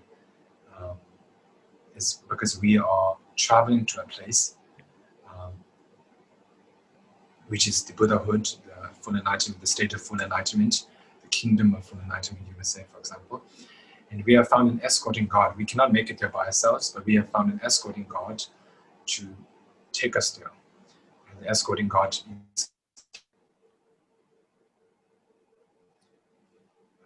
so as I mentioned, you gain the protection from all of the gods who love the doctrine and not harmed by anyone, not any of the harmful enemies or demons and spirits and the like. And because you have the refuge now in the three jewels escorting you like a god, and you yourself like the traveling merchant, because you are traveling to the land of enlightenment, I guess you would say, there will always be a peace of mind and confidence that the three jewels will always be with you in not just this life, but in all future lives. 这里就是说，我们会得到我们从未得到过的保护。就是不管是世间的魔还是护法的话，都会保护我们，就像有一个护送商人行路的一个护送者一样。就比如说我们现在要通往正悟的道路上，就举一个例子来说，我们现在要前往正悟的国王正悟的王国的话，那我们就是找到了一个护送者，然后从此以后我们就会有非常安乐的心态，然后所有的护法都会来保护我们。Go to the next slide. 看下一页。Ultimate benefits. So these are the benefits that you attain once you have attained enlightenment. So some of the ultimate benefits of taking refuge accrue to yourself and some to others. So there are two ultimate benefits. Ultimate benefits that accrue to oneself, that oneself gets once one has taken refuge and once one has attained enlightenment, and ultimate benefits that others will get once one has attained enlightenment. 接下来就是说我们在皈依的功德里面的究竟的功德里面，就是讲究竟的功德。然后这个究竟的功德里面也有两个细分，一个是自己获得的功德，然后还有一个就是他人获得的功德。那这个究竟的功德是指我们证悟之后所获得的功德。You yourself ultimately benefit from taking refuge in the Buddha because the correct conditions are thereby established for your attainment of Buddhahood. So the ultimate benefit of taking refuge in the Buddha is that you yourself, because the causes and conditions for you yourself to attain enlightenment are now there, because the very cause for attaining, for yourself to become a Buddha has been created because you have taken refuge in the Buddha. Eventually, you will attain enlightenment. 从皈依佛的角度来说，因为我们现在已经具有了就是能够现证菩提果的因缘，所以的话，我们之后也能够证悟佛的果位。By taking refuge in the Dharma, the conditions are set ultimately for you to teach the Dharma continually. So by taking refuge in the Dharma, ultimately you will become an enlightened Buddha. And then once you have become an enlightened Buddha, you will be able to teach the Dharma continually and benefit many sentient beings.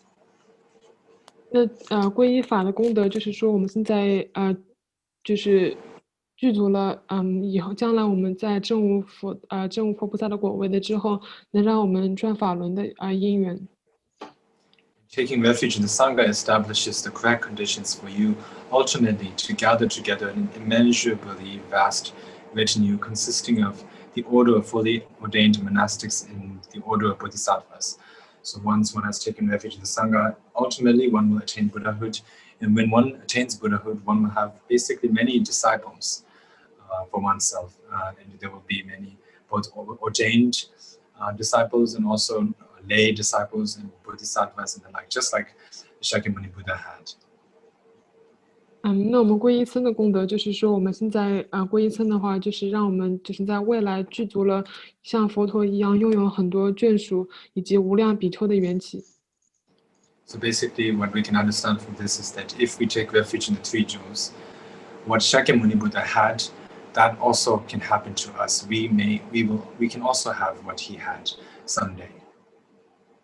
所以这个总体来说，如果我们皈依三宝的话，就是释迦牟尼佛现在所拥有的以及所能够做到的，在未来我们也能够拥有，也能够做到。Go to the next slide. 看下一页。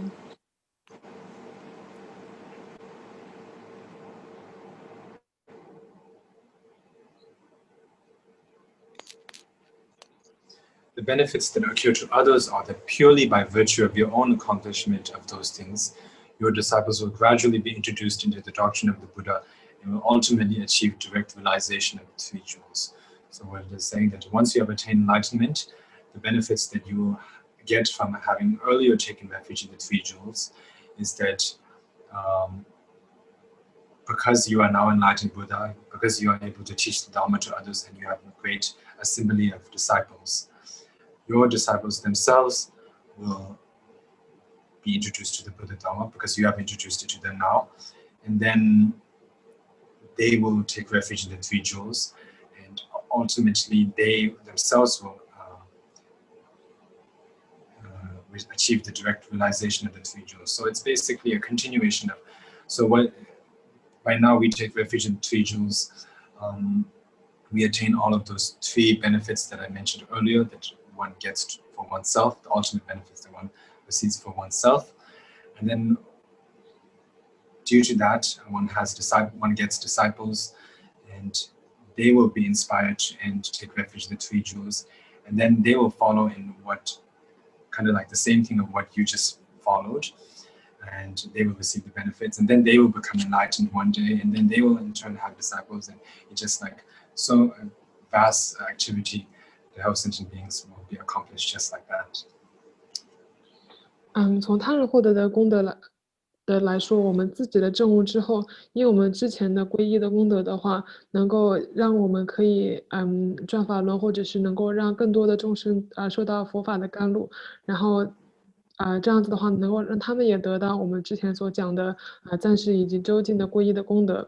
所以总的来说，我们现在得到的究竟的功德，能够让我们在未来的话得到很多的眷属，然后让他们追随佛陀的脚步，也就是说像我们之前那样子有次第的去修行，然后之后的话，他们也能够得到究竟的功德，然后从此以后他们也会有他们的眷属，然后让更多的人都能够得到佛法的甘露，让佛法一直这样传播下去，让更多的人得到皈依的的功德。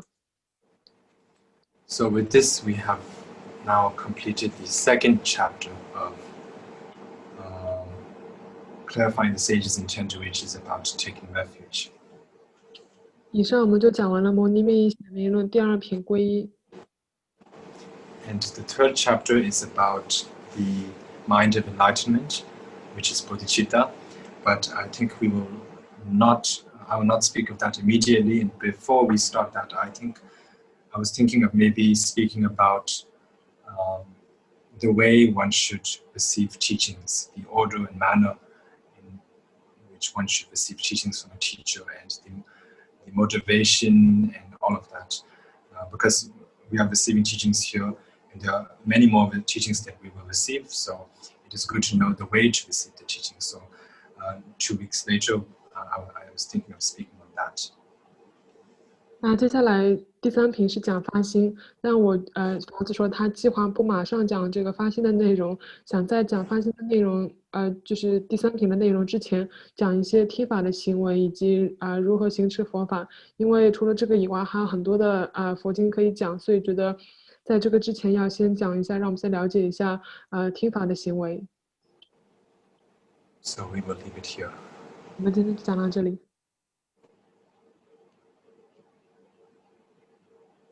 If there's any qualification that one needs in order for one to assist one to attend Dharma event or to organize Dharma events.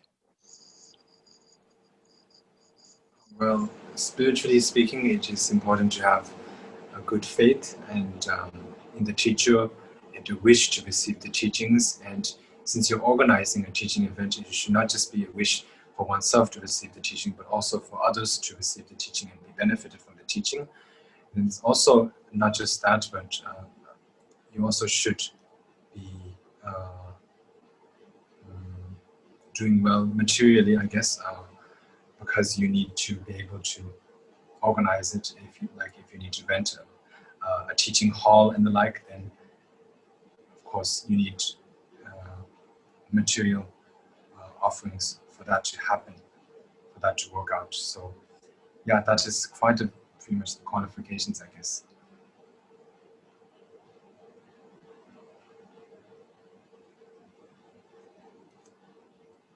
听法以及组织佛教活动的话，我们自己是不是本身要具备什么条件？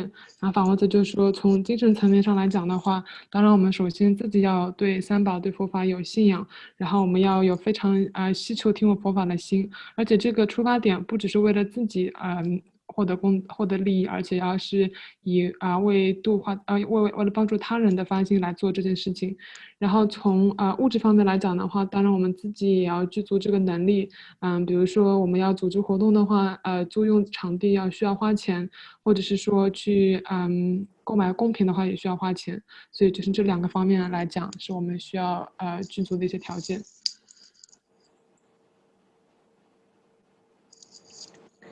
And there's a question that wonders, in last class, we talked about making offerings to the Buddha.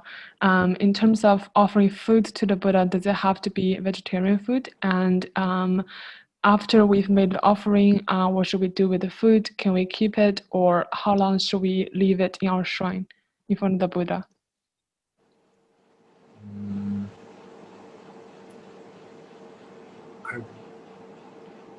Wouldn't say it has to be vegetarian food, but it's best if it's vegetarian because it is clean if it is vegetarian food. But yeah, and it's best if it's vegetarian food, I guess you would say, because there's a strong emphasis on the compassion for sentient beings. So meat is kind of, in a way, inappropriate offering to the Buddha. That is unless it is like a talk offering where you need the meat, which is a Vajrayana practice, which is different. And for the duration of leaving the offerings in front of the altar, on the altar, it is good to change it daily. So if you make an offering in the morning, you can just take it off in the night. If you make an offering during sunrise, you take it down during sunset, and then you make the next offering the next day. 这个问题是刚才问，就是给佛菩萨供养食物的时候一定要是素食嘛，然后怎么处理之类的这个问题。反文子说就是不一定要是素食，当然如果是素食的话当然是最好的，因为这个就比较干净，而且的话佛法就是强调慈悲心，如果我们给佛菩萨供养肉食的话就有一点不恭敬。当然在金刚密乘里面有会供这个有供养肉，当然这是另外一个情况。关于这个食物怎么处理的话，就是最好是每天都换，比如说我们日出的时候供养给佛菩萨这个食物，然后日落的时候就把这个食物给收回来。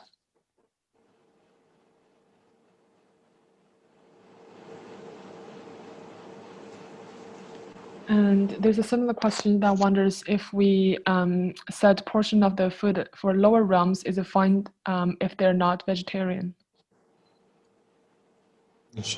What's the question? Should we offer vegetarian food to the lower beings? It seems like it's asking, is it fine if the lower realms are not vegetarian? The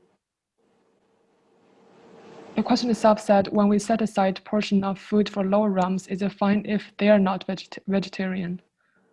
I guess it's meaning if we're offering vegetarian food to lower realms that are not vegetarian. Basically, we do not need them to be vegetarian for us to offer food to them.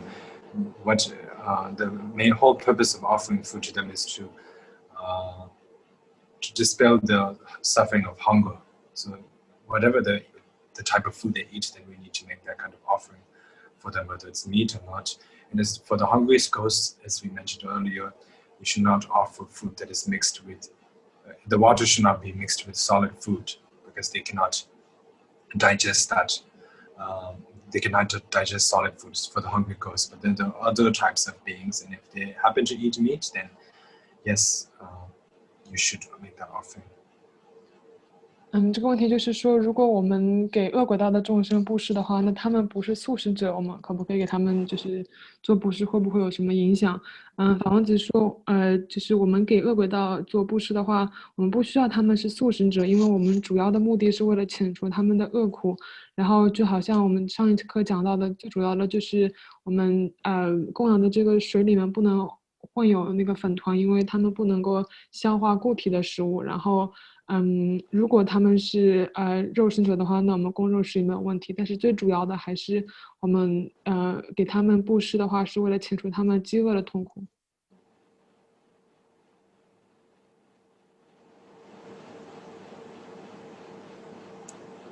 And one wonders if one dies and one gets reborn to the Pure Land, can one continue to practice Buddhism there? Yes, it is possible to continue to practice Buddhism there because one of the advantages of being reborn in a Pure Land, for example, Amitabha's Pure Land, is that you get to receive teachings from Amitabha himself directly. And that also means that you get to practice the Dharma there. Although there is a difference of being reborn there. When you are born in the Pure Land of Amitabha, for example, you are born from a lotus. It's a miraculous birth, not a birth from the womb. So if your karma is really good, the lotus will open and you will be born, and then you can get out of the lotus and receive teachings and the like. Some beings have good karma to be born there, but not the karma to get out of the lotus. So you'll be born in the lotus, but the lotus will stay closed. So you'll be stuck in the lotus, but you can still hear the Dharma from inside the lotus. So yeah, you get to practice the Dharma and receive teachings. 刚才这个问题是问，如果人死了之后去净土，可以在那里继续学习佛法吗？法王子说对，就是如果往生净土，比如说往生阿弥陀佛净土的话，最直接的利益就是我们直接能够从阿弥陀佛那里听闻到佛法，然后可以修行佛法。如果说我们福报具足的话，我们会在莲花当中我们会生于莲花中不是像我们现在的这样的出生。但是如果我们福报不具足的话，莲花不会马上的展开，但是我们也还是能够听到佛法。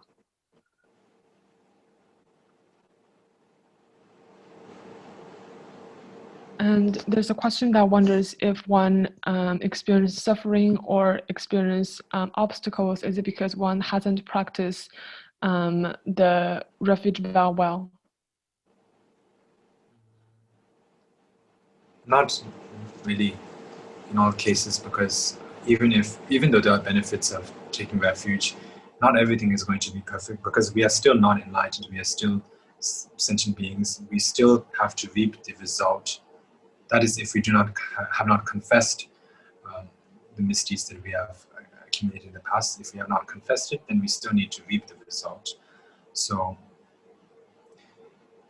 even the great arahats of the Buddha, the disciples of the Buddha even though they are said to have transcended suffering, they still suffered physical suffering. Some were poisoned, some died because they were poisoned.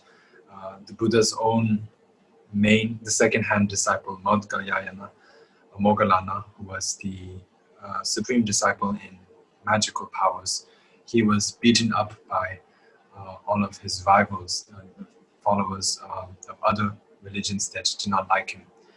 He was beaten to death by sticks. So you do have to reap the result of the past misdeeds that you have accumulated. 这个问题是说，如果这个问题是问，如果遇到不顺利疾病，是因为皈依没有修好吗？法王子说也不完全是因为皈依确实是有功德，但是我们就算是皈依之后，我们也不会事事都是完美的，特别是在我们没有忏悔干净之前的罪业的话，还是要现见，还是要经历我们之前所造恶业的苦果。就比如说，连阿罗汉都会要受之前的业力的果报，比如说阿罗汉也会中毒等等的，包括佛陀的大弟子目犍连尊者，他是神通第一的话。他也他之后也是对不起，他之前也是被外道而打死。Because you are taking refuge in the three jewels, there are, of course, the good benefits that I mentioned. Those will surely come to oneself. You're creating a better future for yourself, but like whatever bad things that happen right now is just you're reaping the past misdeeds. You just said that for a Dharma practitioner, whatever bad happens is a good sign. If you're suffering, it is a good sign because it means that your past misdeeds are being reaped now, and that means that in the future you will not have to reap those results because it's being reaped right now. So it means there's a brighter future ahead for you. 在我们皈依了之后的话，功德就会因为我们的皈依而现前。就是我们换一种说法的话，我们现在的皈依修行就是给我们自己创造一个更好的未来。我们现在的受苦，或者是我们现在面临的痛苦的话，其实作为一个佛教徒来说是好的现象，因为它就是消耗了我们之前所造恶业的苦果。那我们现在这一世受了在面对痛苦的话，就是经历了就是把之前的苦果都成熟了，那在未来的话就不会因为之前的苦果现前而受苦。Because it's not how we think, how we see it. You see, sometimes we see Dharma practitioners to like really suffer a lot. And then sometimes we see these celebrities who don't really practice the Dharma at all, don't know the Dharma at all, but then they're doing so well. The fame, whatever the life, the fame, it's all it's basically abundance of goodness, I guess you could say, going for them. But there's not really anything to marvel about the success of celebrities, for example, of rich people, because we see that they're doing really well, but that's just a bad sign because it shows that they're reaping the good results, all of the good, good actions that they have accumulated in the past, they're reaping it now. And that means that they're just exhausting all of the good deeds that they've accumulated, and now they are yet to reap the misdeeds, the past misdeeds that they have accumulated in the past. And so it's most likely that now that they're wasting up, I guess you could say, all of their good deeds.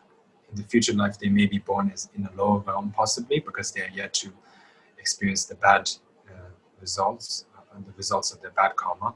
As for the Dharma practitioners, it is a good thing if they are suffering, as I mentioned, because all of the bad deeds are being reaped now, the results of that, and the results of all of the good deeds are yet to be reaped. So that is a good thing. 房子这里补充就是说，其实，但是我们就生活当中并不会这么去看，或者不会这么认为。我们总会觉得佛教徒会，就是面对痛苦或者是面对疾病，但是我们看明星的话，好像他们却过得很好，有很多的钱财，然后有很多的光环，有很多的名声啊、权利等等的，觉得好像他们具足了各种的好处，但是其实这一些也不值得我们去羡慕，或者是说不值得我们去称赞。因为这一些的话，它其实都是之前的福报所积攒的，所积攒的就是好的一个果的一个现前，但是其实是损耗福报的一个表现。很多的之前的苦因所产生的苦果还没有现前，所以他们就是这样子的话，就是有可能会浪费福报，然后从而的话，以后有可能会转生恶趣。但是现在如果就是经受痛苦不顺利的话，其实是好的事情，因为的话，这就是代表我们之前的所造的恶业的现前，也就是说这一个受苦的因果就会过去，然后所以就是说对佛教徒来说，其实这个是好的一点。So therefore, you can change your perspective to them, and instead of feeling jealousy towards the celebrities, you can instead feel compassion toward them. 所以说，就是让我们要转换一个角度来思考，就是说，我们不应该去就是羡慕妒忌那些明星，然后但是应该要对他们修慈悲心。Because if you really think about it, as a Dharma practitioner, you are doing far better than they are. 我们仔细想一想的话，其实作为佛教徒来说，我们要比他们要过得好多了。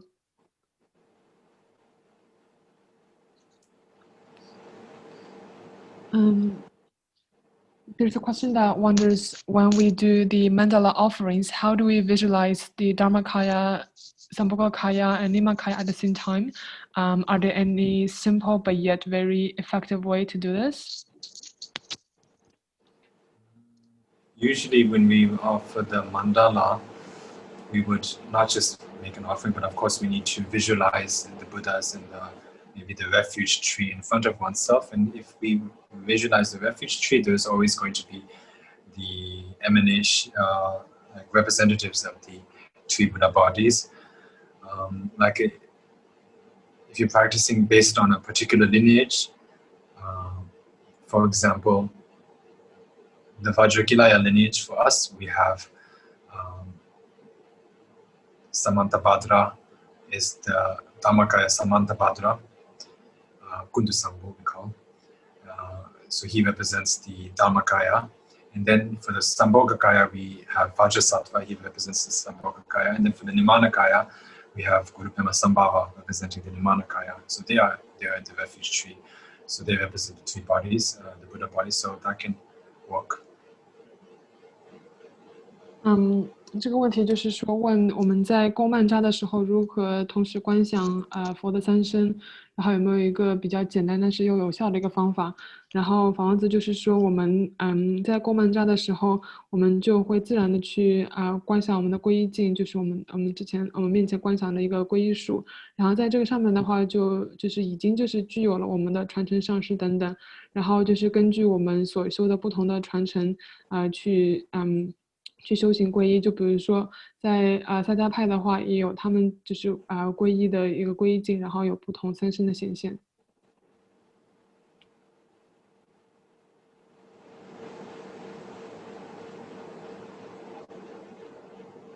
And there's a question that wonders, if one hopes one's kids to have a healthy body, to be healthy, what kind of mantras or sutras should one recite for their kids?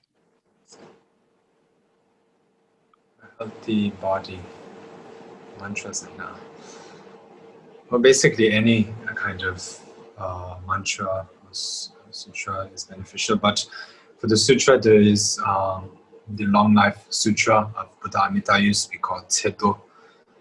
Tse means life, Do means sutra, so Tsedo, there's the Buddha Amitayus sutra. It's not really a sutra, actually it's a tantra, but it goes by the names of sutra. So one could recite that. And there's some, probably one can recite the Medicine Buddha sutras related to Medicine Buddha and the like, for good health. And then for the mantras, of course, Medicine Buddha mantra is good for the good health, free from sicknesses. Buddha Amitayus is good for long life. Tara is good for protection, swift protection. And those are good recommended mantras. 这个问题是问，就是希望小孩子身体健康的话，应该念什么样的经咒？然后房子说，任何的经咒其实都非常的好。有一个应该是叫长寿经，就是虽然是经文，但是其实是密续，或者是我们就祈祷长寿佛，念长寿佛的名号，或者是念长寿佛的咒也很好，或者是我们念阿弥陀佛的名号，念阿弥陀佛的咒。如果是想要寻求迅速的救护的话，就是要祈祷度母。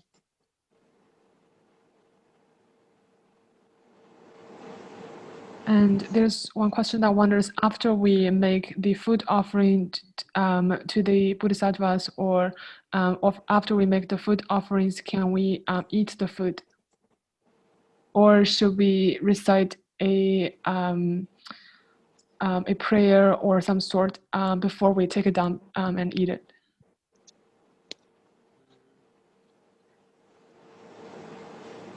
Well, one could eat it if one wishes to, or one could just throw it away. I think both is okay, should be okay. But just like considering that you've left it there in the altar for the whole day, I wouldn't know if it would be, if you're concerned about, you know, cleanness, I guess. I don't know how good that would be or safe that would be, because it might have catched a lot of germs meanwhile, and while you've left it there on the altar for the whole day. For yourself, you made the offering on your part. That is a good thing. Before you offered the food to the 3 jewels, and then you ate your breakfast, lunch, and dinner. So I don't really see the need to eat the offering that you have put on the altar as well. It's not really necessary, I think. But if you really wish to, and you think there's blessings in there, and you wish to receive that kind of blessings, then of course it is okay. 这个问题是问，就家里供养的食物拿下来可以吃吗？然后有没有什么仪轨要念诵之类的？法王子说，如果我们想吃的话，当然可以吃；如果我们把它扔了的话，也可以。因为我们就是供在我们经堂里面供了1天的话，如果我们担心这1天下来这个还是不是干净，然后是不是会有细菌的话，那我们把它就处理了也没有关系。我们自己因为这个供养已经得到了功德，然后包括我们自己也在1天当中吃了3餐，如果不吃那些食物的话也没有关系，但是就是如果说我们还是希望吃的话，那当然也拿下来也可以吃。You could eat it, but there's not really a tradition to eat the offerings that you've already made to the Buddhas and 3 jewels, the offering that you've put on the altar. 法王子补充说，我们这个供完的食物拿下来可以吃，但是就是没有一个就之前也没有一个传统说，就是供完的食物一定要拿下来吃。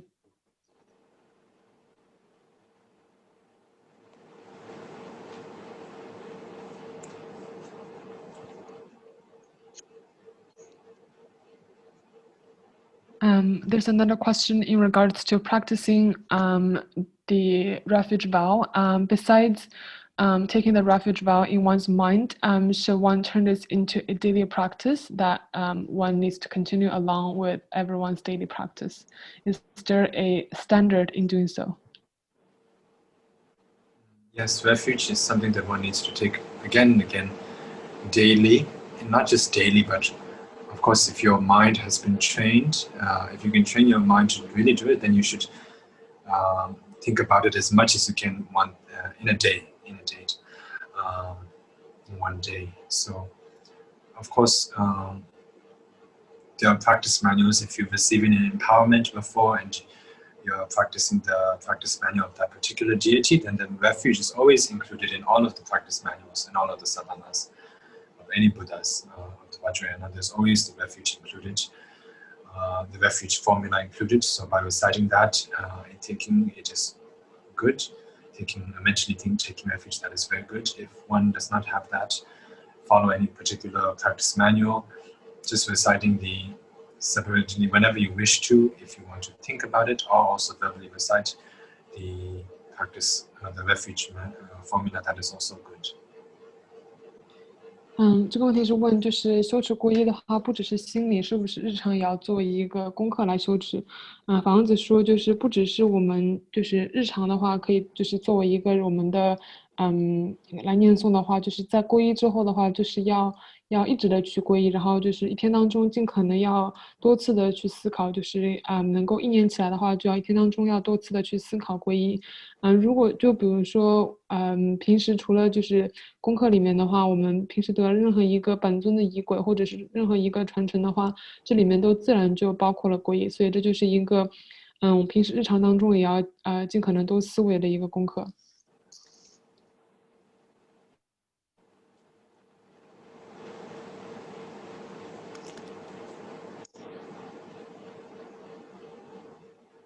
And one wonders for someone who has just received the refuge vow and who is quite elderly, what one should do in order to benefit this elderly in the future, in terms of what this elderly himself or herself should do if they have just received the refuge vow. So if someone elderly has just received the refuge vow, what should they do? Is that the question? Yeah, in order to benefit their future, yeah. Then it's just basically they need to practice this what other, just like all of us, all Buddhists need to do. They need to continue the practice in taking refuge and then proceed on with the other practices eventually. 这个就是说问刚刚皈依的老年人日常应该做什么有利于未来法王子就说就是像我们平时的日常的修行呀和普通的我们刚刚和我们修行人一样就是皈依三宝然后就是行持我们的修行就好像我们刚才所讲的一样的来行持 That is of course if they can, but if they cannot, of course if they take refuge and just practice that alone, it is of course better than not practicing at all, so there's great benefits in just that alone as well. 法王子补充说，这个当然是如果年纪大的可以这样子修行的话，但是如果说做不到的话，光是皈依也是很好，就是光手持这个皈依，如果做不到修行的话，光有这一点也非常的好，比没有皈依要好。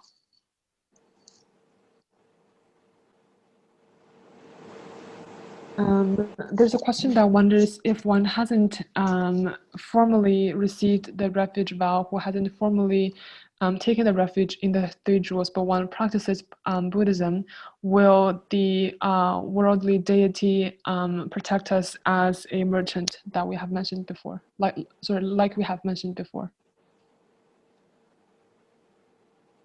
Well, considering what Sapan said, that the benefits that arise from following such rules, that is a benefit that arises if you follow the rules. So I don't know if it would be a benefit that would arise if you don't follow the rule. Of course, in following the rule means you need to have received a vow earlier. And once one has received the vow, then those rules are to be practiced. Otherwise, it is quite difficult to say that, of course, there's great karma, good karma that can be accumulated, even if one has not taken the refuge vow and still follows such rules. But it's difficult to say for sure that all of the benefits that have been mentioned can be attained if one has not received the vow, but still practices. 这个问题是问，就是如果没有正式的皈依三宝，但是学习佛法的话，世间法还会像商人那样保护我们吗？法王子就说，就是根据这个萨迦班智达所讲的来说，我们之前所讲的那些功德，都是在我们皈依之后，去根据这些学处来受持、来行持之后才得到。那这个再往前推的话，就是我们要真正受了皈依戒的基础上才有这些学处去跟随，不然的话就有一点不好说。就是当然我们没有皈依的话，也还去根据这些学处来做，当然是有功德，但是就是很难说我们会得到就是很难说我们在没有皈依戒、受皈依戒的基础上能得到所有的功德。Perhaps one could say that if one has not taken the refuge vow, but still practices and follows the rules, the ultimate benefits of taking refuge will not occur to you, cannot be attained, but perhaps some of the temporary benefits can be attained, because considering the story that was mentioned, the thief did not really take any refuge vow. He just got beaten by the monk 3 blows, and he heard the monk recite the refuge vow, and then later, because he heard the monk, he remembered how the monk recited it, and then later he himself recited it. And because he recited it under the bridge, the demons were not able to harm him, and the demons were not just not able to harm him, but not able to move across the bridge. And that was not because he had taken the refuge vow, but just because he was reciting the refuge formula. So there does seem to be some of the temporary benefits. It seems that it can be attained just by reciting the refuge formula, but have not received the refuge vow.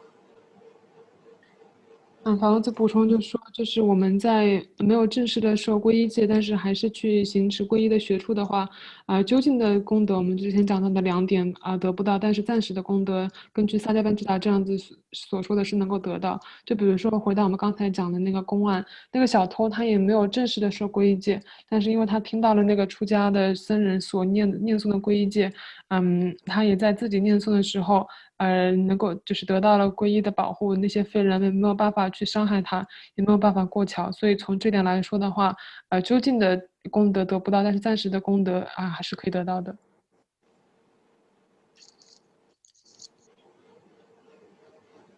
So there's a question that wonders, that goes back to the teaching that we had last time, that wonders for the mantra that mentioned in the text, the Om Akara. Yeah. So that mantra we recite when offering Dharma to Tara and Protector during Tara Puja. But last session we explained that we recite this mantra when offering to Spirit, Buddha, and Jumbo. And if there's any mix-up in that understanding. Probably not. That mantra does pop up in a lot of the Vajrayana practices related to many different various deities, including Tara, I believe. So I think it can be used in different occasions. So in the previous case, it was for the Jumbo Buddhas and spirits, and then for the Tara, it can be used for that case. But then also in the Tara practices, are usually done at the monasteries in the early morning, right after the monks or nuns have woken up. They perform Tara practice puja in the monasteries, and usually it is not really customary for the high lamas or rinpoches to attend those. So therefore, I'm not very familiar with the Tara practice that much. But in the Tara practice itself, I think there is a part where you also have to make offerings to the spirits. So maybe that is why the mantra is mentioned in the Tara practices. 这个问题就是这个对话框里面写的这一段，就是这个仪轨，就是上一节课说这个只不过是在供养就是佛菩萨的时候念持，但是就是是不是有点混淆？这个也在就是我们在供度母的时候也出现过。然后法王子就说这个仪轨或者这一段经文是在很多的供养的仪轨当中都会出现。然后不管是我们供佛菩萨，还是说我们去供养度母，或者是行持度母的会供的话，都会有念诵。就比如说在一些寺院的话，就是对度母的供养是一大早会进行的，然后就是这个会供也不是很多仁波切必要参加，但是就是这一段供养的话，这段寄诵是在很多的仪轨当中都出现，就不仅仅是供养佛菩萨，供养度母当中也会有这一段的经文。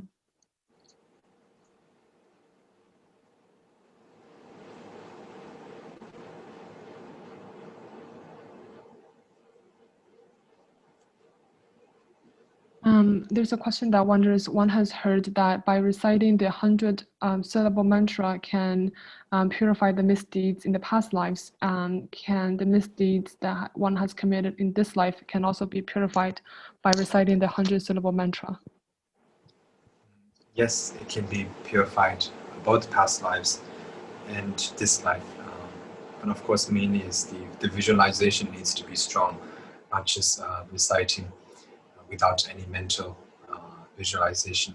There are benefits, of course, but the greatest benefits cannot be attained just by merely reciting. The visualization needs to be strong. A strong sense of regret needs to be present when confessing, for example, to Vajrasattva.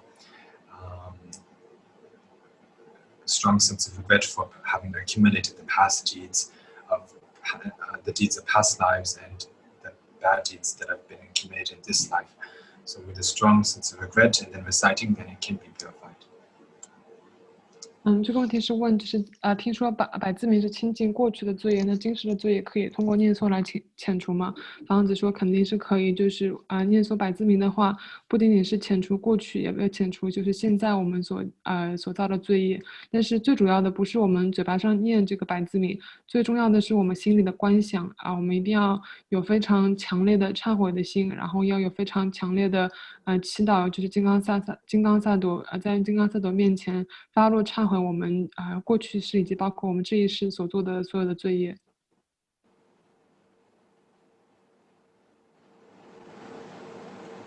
And I think that might be all the questions we have for today.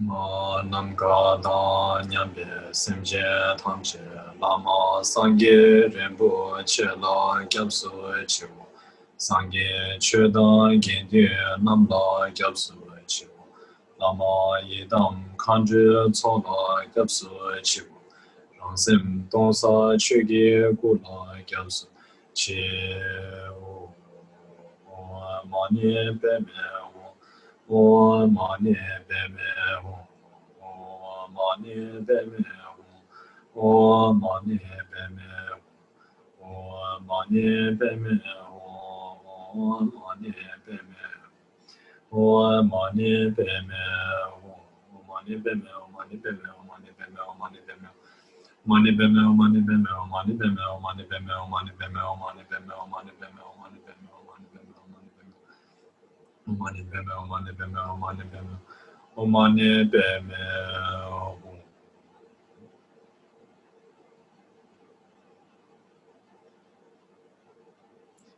Ta lo bro ke le gyu ba ye dun da ne da chung be ce wa so. Sentient ye me de we ne nam gu ji de kam su chung wa ma gyu ji. Chi tra she me chi be se ja shi ke ji ji la lu sem cha ji be. So chu ne ge du ma chi nye ba ji de kam su chung wa ma gyu ji. Chi da xin jie ka nan chu ba da la ne ge min zang te be cha che be. Jie ba da da be rim su ge lu jie gun la ne ba la ma gyu ji. Be be ge re tong cha ge ju dang lu bu lu ye chu sun gia chu ju dang. Xi gia za xie ne la so ba ye lu jie gun la ce wa la ma gyu ji. Sim de wa ma lu cho che be jung xie chu be dong ma chi ni. Mo lu xi xian dang duo den ba dang ce ri ne me de ge den ba shu. La ma gun zhu sum ye tu jie dang kan zhe qu gyong sum me yu tie dang. Lin jie lu wa me be den do ge. Mo le lam da zi zhu ba la shu.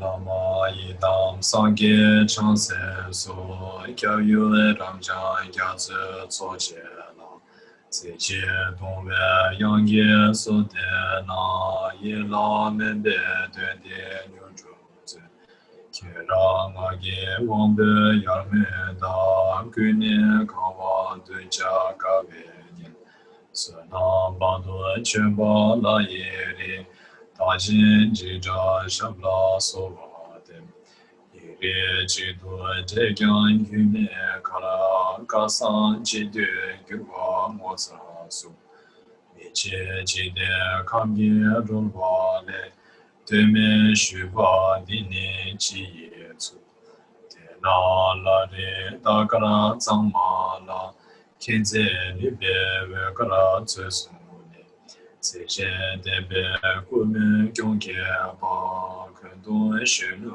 la liang yu ju su sa ge la ma nam ye qin la dang nan zhu ri ma zhu be den do ge den be ma da ba den sa ge be lu san ge le chu zhu kya gyu ji.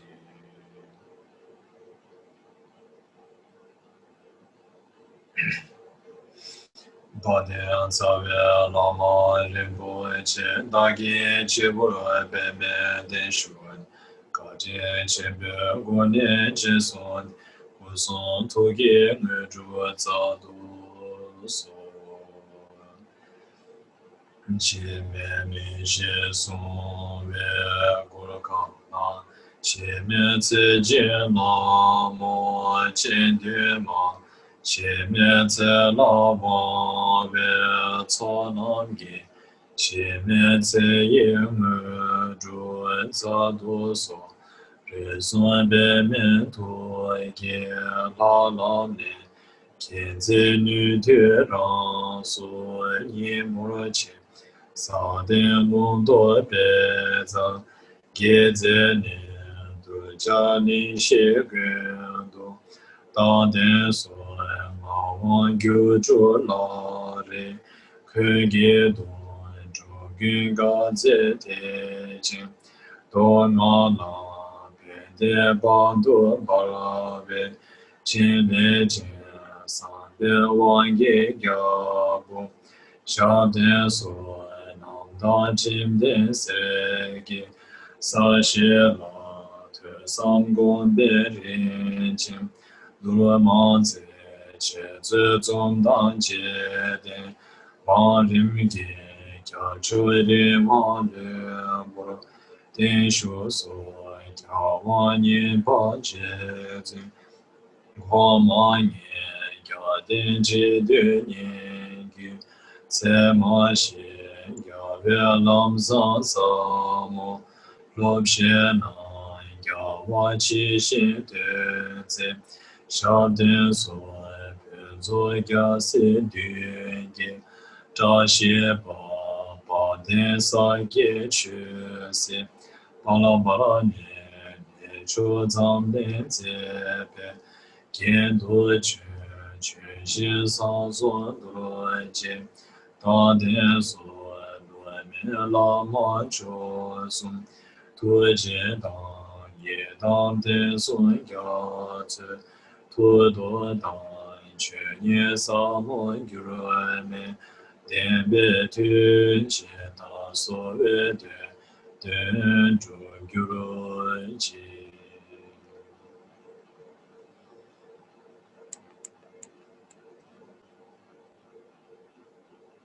Xie me wang bo ya wan zhen ba me qi ye ne de li zhu luan da de ma xie dan de ye bo le nan ba lan ya xie me la qiu zun ye zi ba zu ma wai zin jiu song wen jie tong ri li den du guen gan jie bi nam jie jin to me kan du jin li du le jie yi zi song wan ju le jin bu xiao de xiu de da la ni ni zu wa da bi de gu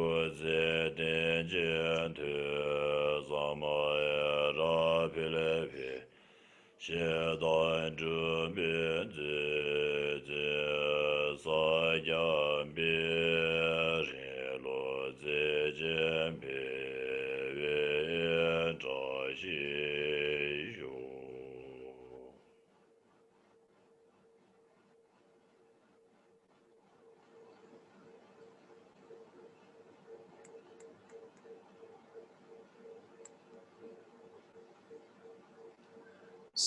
Nam de ye tam che se pa ye to ne ye be da na pam che ne ke ga na che ba lon chu pa ye si be so de zhuo ba shu Zhang ba ba bu qie da qian ba dai guen du san bo de yang de xin de dai guen ge zhi sun tang qin ge wang di dai tang jie rang du mong Sun xie bi yao wan tang jie ge mo wan kang lai chou du ma ba de ye ye zawa de kyan sambo che che ra do mo ra gi jo jo yo we yo ba cho kyo ba ge zhu ya ce yo su ka be ne ka re che de de ba sa de ba sa ya ba ye de ba ye yu ji ka ji pe ge de wa ra do ji de ba de sa ge che se ba yu ji zhe bie dong yu yu jie me hai gu yang jie le nam ka yang ba shu. Thank you. See you 2 weeks later.